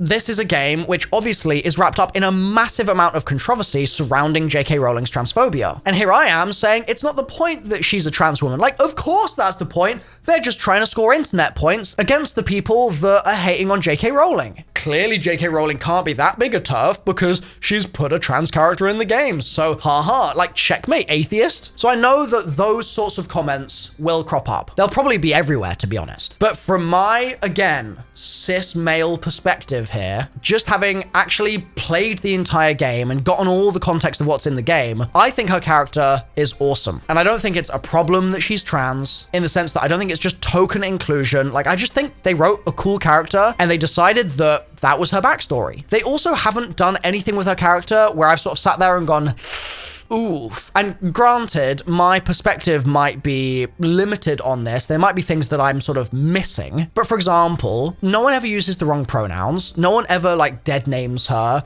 No one ever talks about her being a wizard. No one ever uses that as an insult. No one even says the word trans, really, which you could say is a pro or a con, I guess. But it's just accepted throughout the wizarding society. The bad guys don't use that as like a weakness of hers that they can exploit. There is none of that whatsoever. There's not even a hint towards it. And the way that it comes across is that that's not even a thought in their minds, because it isn't a weakness. It's not something that you can sort of lean into and pressure someone on while you're trying to intimidate them or whatever. Like, it's just not a thing, because a trans woman being in front of you is just as normal as any other woman being in front of you. And that seems like a good thing to me. But again, I suspect some people will take issue with it. I'm not sure. Now, there has already been some pushback against Sirona's inclusion in the game, because I've seen an unbelievably large amount of Twitter coverage over her name itself being problematic. Like, right now, the game's been out for like 12 hours, so people have not been able to experience her story. They don't know the character. They're reacting purely on the headline that she's in the game here. And they're seeing that she's called Sirona Ryan. And the overwhelming reaction that I'm seeing from people is that her name is terribly coded for one of 3 reasons or so. Number 1, they're seeing the name Sirona, and they've noticed that the first 3 letters of that are Sir. So it's like Sirona. And people are saying, well, that's clearly another one of these like J.K. Rowling-isms where you've got Cho Chang is the Asian character, or there's a Goldstein and that's the Jewish character, or there's Kingsley Shacklebolt and that's the black character. And Sirona, for a character that was previously a wizard and is now a witch, is like a bit too on the nose. I've seen people joking, saying she might as well have been called used to be a man, and things like that. Point 2 that these people have a problem with is the fact that her surname is Ryan, which is a common male first name. And the third one, which is such a reach, it's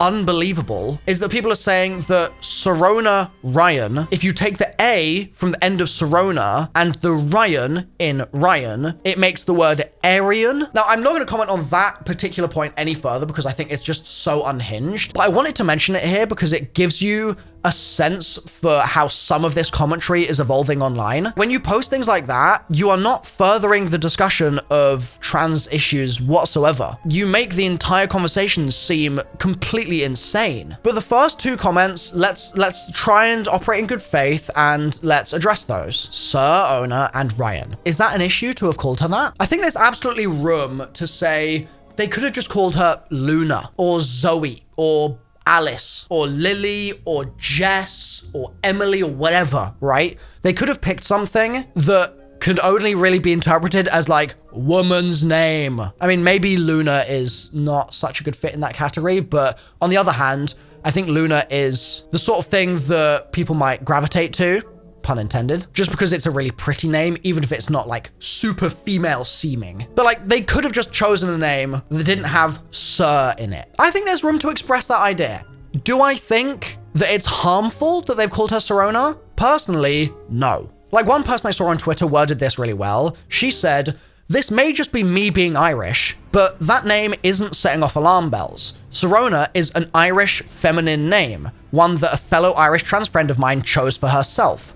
And Ryan is a very common Irish last name. What's the issue or wordplay here?" And so that speaks actually to the Ryan thing as well. Ryan is a really common Irish last name. I actually know someone, it's a friend of a friend, and their surname is Ryan, and they're Irish. They have Irish heritage. Further to that, if you look up the name Sirona and you look for its Irish kind of etymology, you see that in Celtic polytheism, Sirona was a goddess worshipped predominantly in East Central Gaul, who was a healing deity associated with healing springs, whose attributes were snakes and eggs. That sounds like such cool lore for someone who was trans or transitioning to be like, I really like what this goddess stands for, and I want to use that name for myself. And it also checks the boxes of not being the most obvious name in that kind of area. Like, if you're looking to mythology and things like that for names, you might want to stray away from some of the more common and obvious things like Athena or Aphrodite or something, and instead find something that was a little bit more niche, a little bit more personal, and also in this case, a little bit more relevant heritage-wise. Like, this isn't some random Greek goddess, this one's Celtic. So I think the name is cool. I think that in the context of Harry Potter names, they probably should have been more self-aware in realizing that people already really don't like a lot of the names in Harry Potter for characters in minority groups that are marginalized, etc. And so choosing something here that could not have been read any possible way as like her name being a nod to her being trans would have been wise. But in this particular instance, especially with how they've treated her in the game, I don't think that they're trying to name her in some obnoxious way. And I also don't think that Ryan being her surname is an issue. If anything, I think it's just a pretty boring,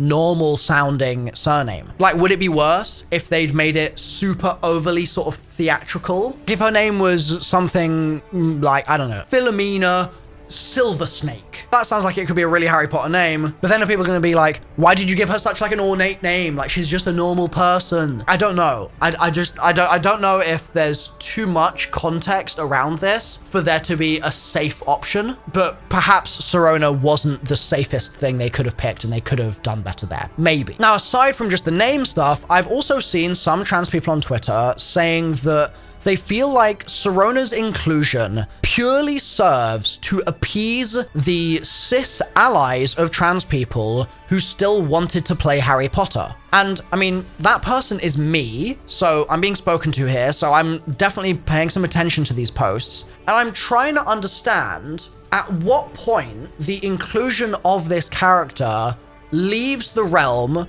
of just appeasing cis people and what cis people think trans people want, and then at what point that transforms into being something that is actually a positive force for trans people. Is there anything that they could have done in the game to further the trans cause, to express the fact that they do acknowledge, care about, and want to include trans people in the Harry Potter universe? Like, could they have done that in a positive way? Or is there actually nothing that they could do at any point to do with trans issues whatsoever, purely because of J.K. Rowling's Twitter opinions? I think it's interesting to try and sort of dig into that. Like, take, for example, the character creator in the game.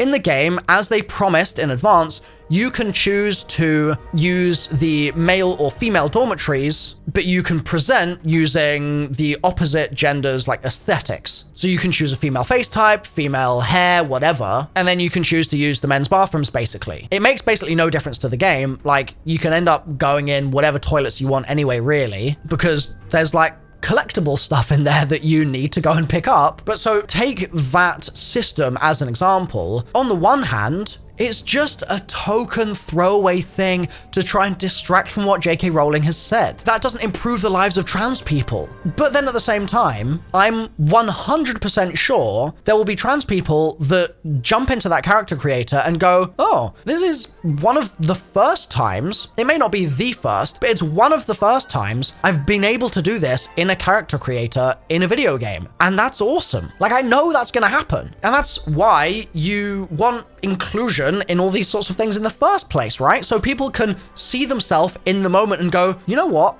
This is empowering me in some ways. Let's take a separate example. Let's say they had decided to make a quest where you had to fight back against someone bullying Sirona for previously having presented in her life as a wizard, and now she obviously presents as a witch. And let's say Sirona was really upset and she was like, please, like, I need you to help me deal with this. And it was this like story full of real grief and processing all of these difficult emotions.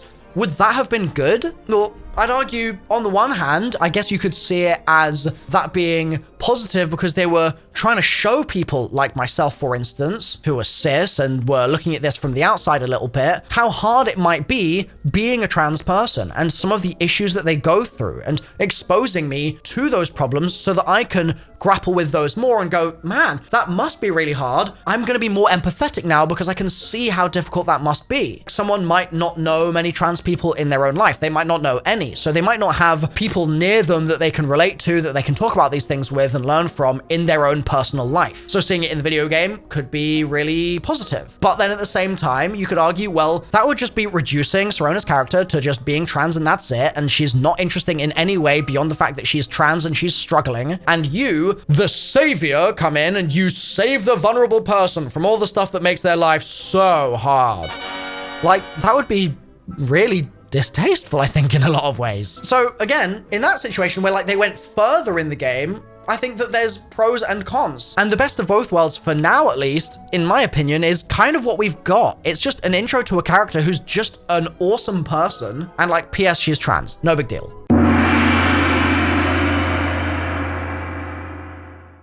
So how does this relate to how bad you should or shouldn't feel for playing Hogwarts Legacy? Well, I think you could take this as a sign that the devs do not share Rowling's views.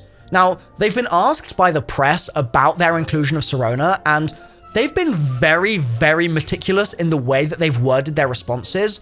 They never specifically say that she's trans, and instead they say things like, it's been a high priority throughout the development of the game to create a game that is representative and diverse, aligning with our wonderful fan community. When asked how deep into her background the game gets, they just say the best way to get to know any character is to delve into the game. When asked what she means for the game, they said, the team felt it was important to create a game that is representative of the rich and diverse world of Harry Potter, as well as the groups of people who play games, which includes the LGBTQIA+ community. We have a diverse cast of characters that players will encounter throughout the game. And when asked what they expected the reaction to be, they just said, the team is very excited about the launch of the game overall and can't wait for fans and gamers to experience their own Hogwarts Legacy. Talk, Valentina. Ally.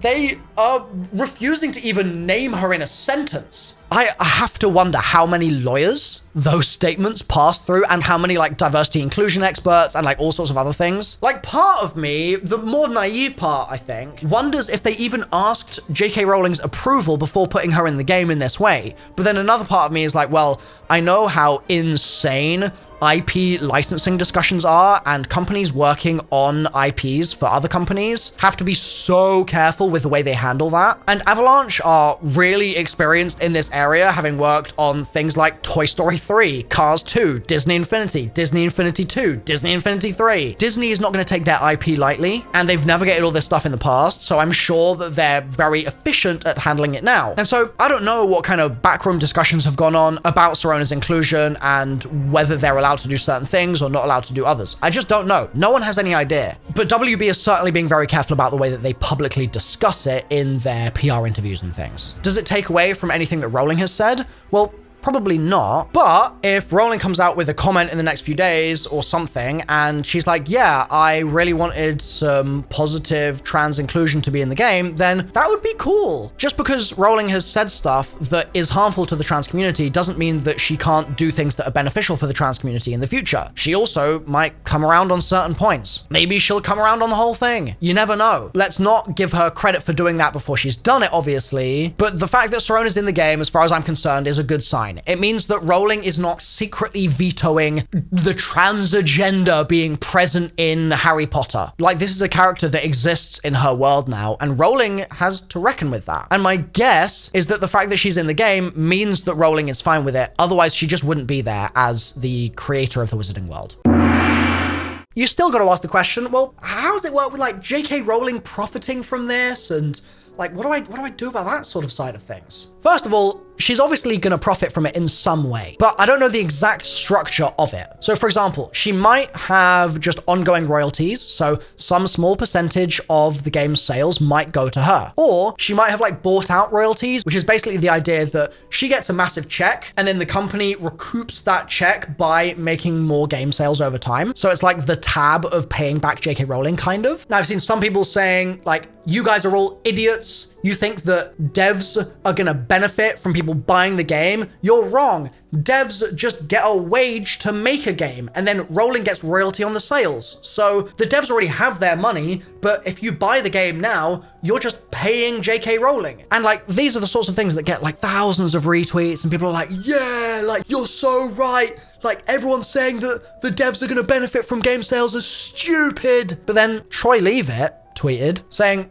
I worked at Avalanche for many years. The studio always shared its financial successes with its employees via generous bonuses. Buying Hogwarts Legacy primarily supports the people that made the game. And you kind of get devs like thrown around as this shield almost in the debate. It's like, I'm gonna still buy the game because I want devs to benefit. And then other people are like, I'm not buying the game, but devs will be fine anyway because they've already been paid to make the game. And it's just this like back and forth over and over. The reality of the situation is that if the game does really damn well, the executive level will benefit massively. Like, that's always the way it is. Like, the executive level are always going to get like outsized bonuses compared to the folks at the bottom of the food chain. But at Avalanche, they do seem to have a revenue sharing system where there are bonuses dependent on various factors, like, for example, high numbers of game sales. This is really common in the video game industry as far as I've ever seen. And there are also other aspects of bonuses that are not necessarily tied to game sales. So for example, I've seen stuff where a developer will get part of their bonus, but it will be spread out over time and they'll need to stay at the company for that full length of time to get the full bonus. So just hypothetically, if the game sold really poorly and those devs were moved to work on a different project, they might have been hoping to continue working on Hogwarts Legacy, and so they might want to leave the company, but then they would cut their bonus short because they would need to stay at the company for an extra year or two to get the full extent of the bonus. Like, sometimes it takes ages for that full bonus to like vest and trickle down to them. So I think pretty much no matter how you slice it, it's wrong to say that the devs will not benefit from you buying the game. The devs will benefit from you buying the game. There are other ways that I can talk about here as well. For example, if no one buys the game, then the game sells less well, so there's less impetus for there to be DLC, things like that for them to work on, which could be really valuable experience for them working on expansions for that game in an industry right now that is so heavily predicated on live services rather than just the initial launch offerings. Like, you'll have newer devs in their careers that would find that experience really valuable. They just wouldn't be able to do that because there wouldn't be a continued offering because the game flopped. Obviously, that's a contrived argument. I can't wait for that to be taken out of context, but it hopefully illustrates the point I'm trying to make, which is that there are lots of little indirect ways where the devs will benefit from the game selling well. That is not a reason for you to buy the game, though. You should not be basing your decision on whether or not you buy a video game on whether another person that made it would benefit. You're making a decision for yourself here. So let's take the devs out of the equation for a second. I just also, while doing this, want to push out the idea that the devs have already got their wages, so like, it's only paying J.K. Rowling. Just let's try and be accurate. That's not the case. I've seen a lot of folks tweeting things saying this is a character test, and if you support this game, then you do not support trans people. And funnily enough, I see a lot of responses to those sorts of tweets from trans people being like, hi, I'm trans and I plan to play the game. Where do I stand in your like map of society? Like, I think that looking at it in black and white terms in that way is harmful just in general. I think it hurts trans people. I think that it hurts people that are completely removed from the debate. I think that it just contributes to societal inertia, more polarization, more hatred, less understanding. Like, it just doesn't help. And you could come back and say, no.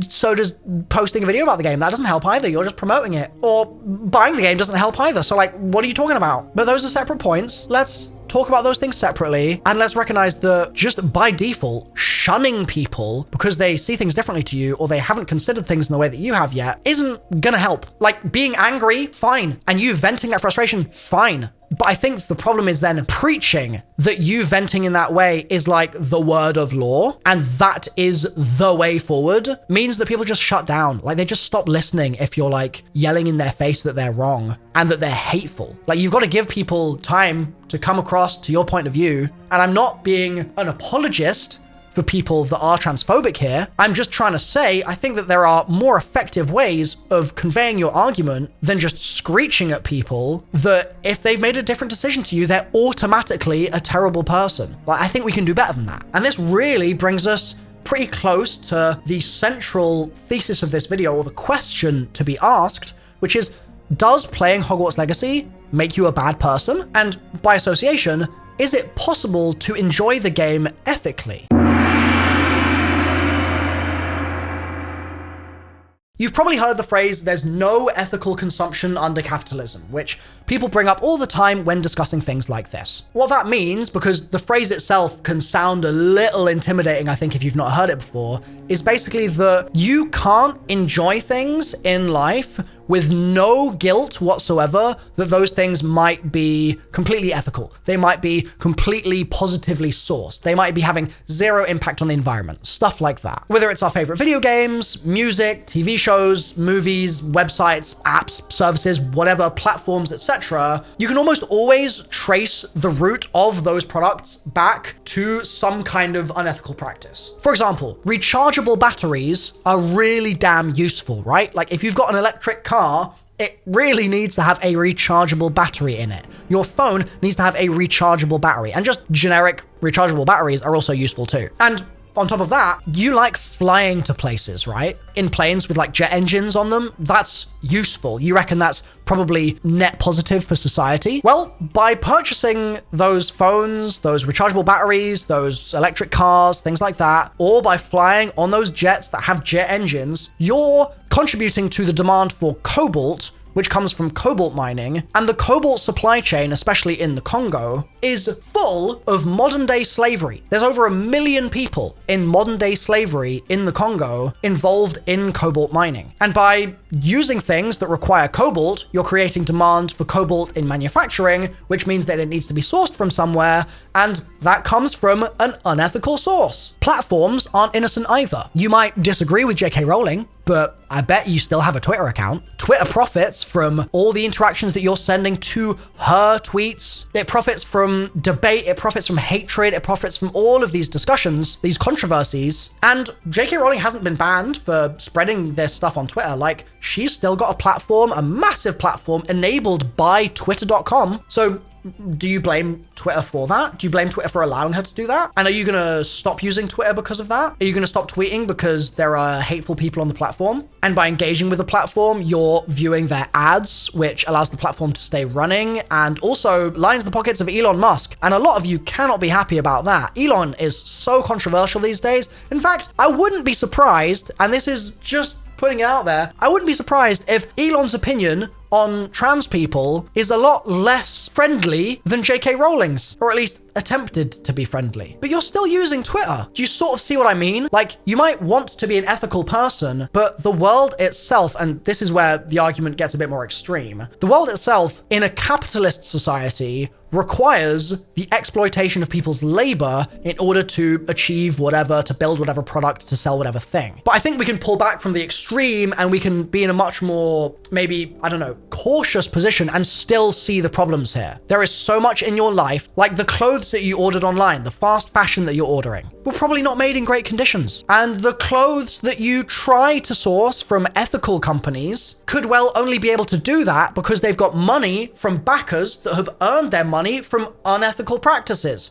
Like, the network of unethics is infinite and sprawling, and it cannot be avoided, is the argument. Because of this, you have to realize that you can't really live life free of ethical dilemmas because they're just everywhere in society. I mean, another example, you might think, oh, I'm going to be trying to be more ethical this year with my diet, right? So I'm going to get rid of dairy milk in my house because obviously dairy farms contribute massively to global warming. And in general, the practices of dairy farms are also really horrible. Like, cows are treated really badly and animal rights abuses are happening all over the planet, and it's contributing to the global meat-eating industry, which in itself is slaughtering animals, and that's bad, and I don't want to do that, and it's unethical. So you might go, almond milk. But wait a second, almond milk uses so much water to produce, like, most of it is created in California, and California's been in drought for like 20 years, and you need loads of water to make the almond milk. So like, Jesus Christ, is there nothing free of these poor ethics, these problems everywhere? And the answer is no, it's sort of all turtles all the way down, man. However, just because you can't ethically consume in totality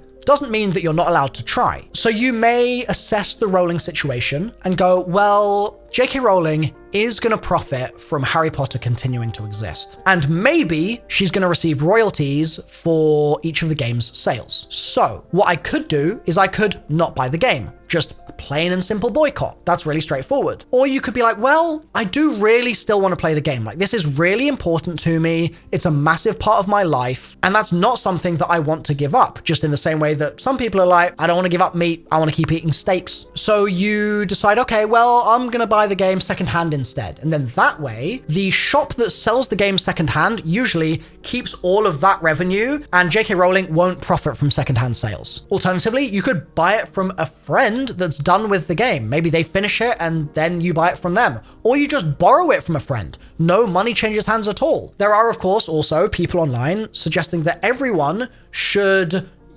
I don't know if I can say this on a YouTube video, is that like something that is against the rules? I'm not sure. Like Captain Jack. They should Captain Jack the game. And then that way, like, you still end up with the files on your system and you can enjoy it, but no payment has happened for them to get there. You could alternatively, and this might sound somewhat self-interested because I'm a YouTuber, but you could say, well, I'm actually just gonna watch the whole thing on YouTube. Like, there will be YouTube videos out there of the full game with no commentary, I guarantee, and you could just watch one of them instead. Is that still contributing to Rowling profiting? Well, yeah, indirectly eventually it is, because people that are making those videos might have bought the game, and they might have bought the game in order to make the videos, so you might be contributing to some sales there. You're also contributing to Harry Potter being a more popular category on YouTube, so more people might make more videos about it. There's advertising that's happening on those videos as well. So those creators that have chosen to play the game are then earning money from your interest and your attention. And those people might have made the decision to play the game not because they just wanted to make content, but because they actually think that there's nothing wrong with what J.K. Rowling has said. And so you're then allowing people to profit that disagree with the fundamental view that is the cause of you not buying the game in the first place. So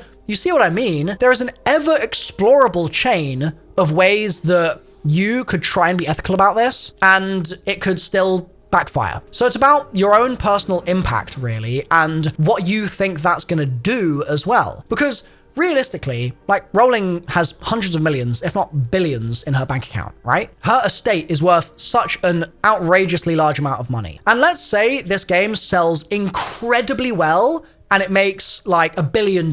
She's not going to get $1 billion for the game. Like, this is not going to double the size of her estate overnight. And in fact, my assumption is that what she's earning from the game is chump change relative to what she already earns from all the other little facets of the Harry Potter universe. Like, you might be increasing her sort of budget for her life by a few percent maybe. And to me, that seems a lot less of a big deal than if she was going to directly earn $1 billion from this. Do you know what I mean? But then you get into the question of, well, like, where's the line? Is 100 mil okay? Is 500 mil okay? Like, where do you draw the line, obviously? But then simultaneously also, you've got to ask, how much of a difference will your boycott make relative to what other people are doing? Like, even if there was an incredibly successful boycott of the game, which I don't think there has been. I think the game is going to sell incredibly well. But even if there was like a really big boycott campaign that a lot of people were getting behind, I still think that there's enough people out there that are just not plugged into Twitter, they're not paying attention to these things, that just really want to experience Harry Potter. There are enough trans people out there that themselves want to experience Harry Potter, that your boycott is so unlikely to actually make a difference. And again, the argument there is weak in the sense that if enough people boycotted, then it would make a difference. Like, group action would make a difference there. And that may well be the case, but are you organizing group action? Like, are you fighting for that? Or are you just choosing not to buy the game? Because those are different things. And if you're just individually choosing not to buy the game on an individual basis, the impact that that has is significantly smaller, obviously. To the point where in a lot of these instances, I think that there's hardly any difference being made. Like, a lot of these tweets seemingly fighting for trans rights and things like that and trans liberation are well-meaning, but these people are trans activist tourists because they're not tweeting about things that actually affect trans people's lives day to day. They're just tweeting about it in relation to Harry Potter because it's a popular topic. And you could accuse me of doing this as well right now. I just felt like it was important to throw my hat into the ring because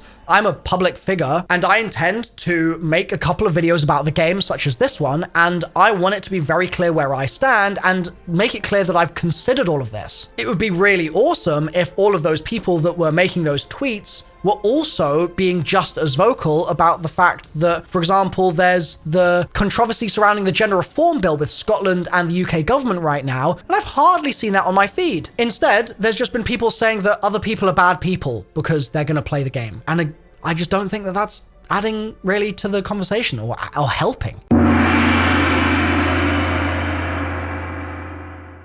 Oh my god, everything is so tiresome. Like, the internet just makes everything worse. I've had to record a second separate segment because I've just seen that this guy that I think works for the Yogscast, I'm not 100% sure, seems to have made a website called Have They Streamed That Wizard Game? It allows you to log in with your Twitch account and then search up streamers and see whether or not they've streamed Hogwarts Legacy, or like see a list of people that have streamed the game. Isn't this just going to be used as a harassment tool? Surely? Like, it completely takes any context out of the situation whatsoever. They don't get any kind of chance to be part of some kind of discussion or explain or talk about it, or nope. You're just a name on a list of other names now of people that we clearly know are hateful. But at the same time, like, you can just look on a streamer's page and see if they streamed the game. So I don't want to make it seem like Sam is unearthing some kind of secret information that should be private.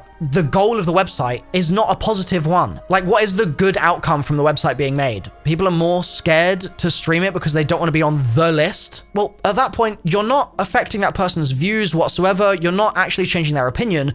You're just trying to use some kind of scare tactic. For me, it looks to be a quite good representative example of someone trying to like support trans people or whatever and show their support and being like, what skills do I have? Well, I could make this website really easily. Like, I know the Twitch API off the back of my hand, and like I could do this in 24 hours, and not really thinking through too much beyond that. And it's things like this which get picked up by people that don't care about trans issues whatsoever, and they point at things like this and they're like, see? This is a hysterical debate. It becomes like a ring fencing thing where there's like a threshold of support, and if you don't reach that threshold, you're a transphobe and you're hateful and things like that, instead of trying to accept the fact that different people are going to care about and support this movement in different ways and to different degrees. But my fear is that what has happened here is Sam thinks that he's just trashing the baddies, and it doesn't matter if the baddies get abuse, when actually there might be trans streamers, for instance, that might stream the game, and now they're just another list on the database of people that will get abuse hurled at them for having made a different decision to the folks that choose not to stream it. It's like I said at the beginning, it removes any nuance or room for listening or understanding from the conversation and is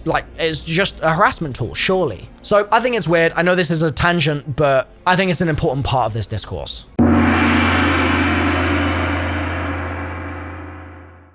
As far as anti-Semitism goes, there's no obvious anti-Semitism in the game other than the continued presence of goblins. And goblins look a certain way in Harry Potter, and so them being there is continuance of that. Having personally got Jewish branches of my family tree, some of which were completely cut off by the Nazis in the Second World War, that's large parts of my family history just gone. I'm obviously interested in this topic, naturally, and maybe a little more so than someone that doesn't have any Jewish relatives or anything like that. And personally, I don't have a problem with it. I think that the trope is there, and that's unfortunate, but it doesn't impact my experience. I don't look at the goblins and go, man, this is really like affecting me and repulsing me and stuff like that. They look like goblins to me. And so it's like that quote that I mentioned earlier said, I think that the better use of energy would be to focus on why goblins look like that in general in Western folklore, rather than why Rowling herself might secretly be an anti-Semite. I don't think that's the case. And then regarding goblin oppression, this one's weird, because I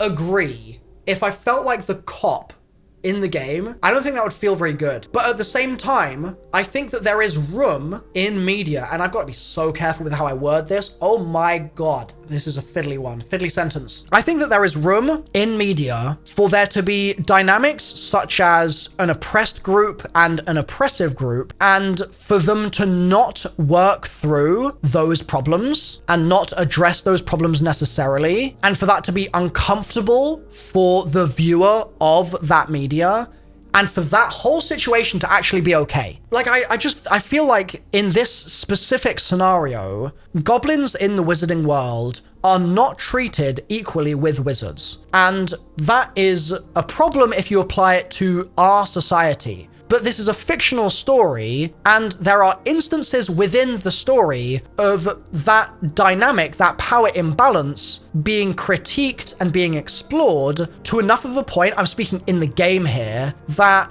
I don't think it's fair to say that this particular game is like perpetuating the idea that oppression is okay and normal. Like, that would be too much of a reach. The game does not do that. Maybe previous Harry Potter films allowed the imbalance between wizards and goblins to be stark enough and unchallenged enough that it made it seem like it was normal. And if you have that opinion, I don't know the media well enough to be honest, but if you have that opinion, I think it's valid to critique it for that. But I don't think, having played the entirety of this game, that you could get out of the other end of it being like, it's just cop cosplay where you get to oppress and that's meant to be fun. It's such an oversimplification. Like, there's a story in there where one character feels like a goblin has done something terrible to his sister. And I want to give a big spoiler alert here because this is an important one. This happens quite late in the game, the resolution of this. Spoiler alert, you find out later in the game, it wasn't a goblin, it was a human. And all of the resentment that he had towards the goblin was unfounded when he should have actually had it towards his fellow man. This is an example of the game kind of playing into the fact that we by default might think, well, we're the oppressors here, so the goblins are bad. But then you look in the mirror and you go, oh, we're the baddies and the goblin did nothing wrong. We just projected the idea that the goblin was bad based on this power structure in our wizard versus goblin society. With all that said, I do think that there is some sociological discussion to be had on Ranrock and his own motives in the game, what he's fighting for and what he's prevented from doing. Goblins in the wizarding world are not allowed to use wands. That is something that is enforced by wizards. And big spoiler alert, this is your moment to realize this is a spoiler. I'm giving you ample time here. At one point in the ending scenes of the game, Ranrock gets a wand and uses it. And from what I've played of the game, there might be some side quests I've missed, etc., further dialogue, but there isn't really a lot of reasoning given as to why he's not allowed to have a wand. Ranrock is clearly evil because he kills people that we care about multiple times, and he doesn't care about anything other than his ascent to power, but really, his ascent to power is in order to free goblins from the shackles that they're kind of in thanks to wizards. So I'm like a little bit sympathetic to Ranrock, actually, and the game so far hasn't given me room to explore that, which I think is unfortunate. I would have liked that, but at the same time, it falls into the same category of things that all Harry Potter stuff does, which is basically to be like, the baddies are the baddies. And like, we're not here to ask the question of maybe Voldemort had good intentions or something. Like, no, we're not doing that like baddie apologism. We're just making them bad. And Ranrock is just seen as just bad in the game, from what I've been able to see so far. So that means that you might critique the game and say, well, it's crushing a Goblin rebellion, and it's just saying that that's the right thing to do because as the oppressor, we oppress. And if that is distasteful for you in the same way that Rowling's transphobia is distasteful to you, then that's another reason to potentially consider avoiding this game. It comes full circle back to what I was originally saying about Wagner at the very beginning, because like I said with that, there are multiple interpretations for how you can move forward when you know that there are problems with a piece of art and with its creator. And so you have to make the choice of whether each of these things makes you uncomfortable to the point of feeling that your experience of the art is so transformed and becomes so negative that it's no longer worth the purchase, or you might feel that in spite of the flaws of the artist and the art, you still want to go ahead and try and find some value in the art and consider it from yourself by purchasing it. It's what folks do with Wagner. They say, well, he was anti-Semitic and that repulses me to such an extent that I won't go near it. Or they say, it's repulsive, but I'm going to allow that discontent and that revulsion to kind of wash over me a little bit so that I can look for the good in the art here and consider the one while also appreciating the other. Rejecting the views of the author does not mean that you reject the art outright necessarily for some people. And so with Hogwarts Legacy, my own personal decision is that I still do want to make some videos about the game, even though I support trans people and I'm in favor of trans liberation now. I don't want there to be any uncertainty about my personal views here. And my decision is that I don't feel like pretending the game doesn't exist or refusing to cover it or condemning people that play it benefits the trans community better than it does for me to cover it. And so here I am covering it. Part of the ways that this video will benefit the trans community is hopefully helping educate some folks as to what it was that was troubling to hear when J.K. Rowling posted that article and how you can maybe be a little bit of a more understanding person in hearing out trans people when they say that this stuff hurts. And another way is that once this video's been up for a month, I'll be taking 50% of the revenue that it's earned and I'll be donating that to the Trevor Project. And the other 50% of the revenue that this video earns in that time, I'll be donating to Stonewall. Both of which are charities that Daniel Radcliffe and Emma Watson also donated to when this first started coming up a couple of years ago, and which I think are appropriate charities to be donating to, seeing as they focus on supporting and helping trans people navigate their lives. I think that a modest donation from me, based on the revenue that this video earns, supporting the game, if you can call it that, is going to make much more of a difference than any potential difference would be made from me tweeting out to say, don't buy the game or you're a bad person. And I hope that this video does well and is informative to people and also earns a load of money so that I can donate it to those charities. Once I've made the donations, I'll attach the proof of whatever description I get from them. I'm sure there's like a PDF they can generate or something to the description of this video so that you can see that I've actually done it. I've put my money where my mouth is. And as far as you're concerned, I think the decision now lies on your shoulders with all of this information for how you want to proceed in either avoiding Hogwarts Legacy or deciding that you are going to engage with it and in what way you're going to engage with it, whether it's just through buying it but being mindful of the fact that J.K. Rowling has made the comments that she has, or you're going to try and buy it secondhand or do whatever you can to minimize the amount of money that might be going to J.K. Rowling, even if that might not actually have any impact whatsoever because she might have just been already paid for the rights and that would have been a flat fee. It's a difficult conversation. It's not something that has a right or wrong answer, and just as I urged in the case of Wagner with my friend in the corner over there, it's important to be compassionate to other people as they process all of these hours of information that I've spat at you. I've been recording for so long today, and try to come to a conclusion of their own that fits their own life and lived experience. Compassion is the key here, folks. Thanks for watching. If this has been useful, drop a like, I guess. Oh, and also, if you want to donate to those charities, I'll drop a link in the description down below. I'm sure I can figure out a way to do that. My next video after this will probably be a Hogwarts Legacy review, and then I'll probably post a couple of guides and things like that as well. Thanks for watching. Bye for now.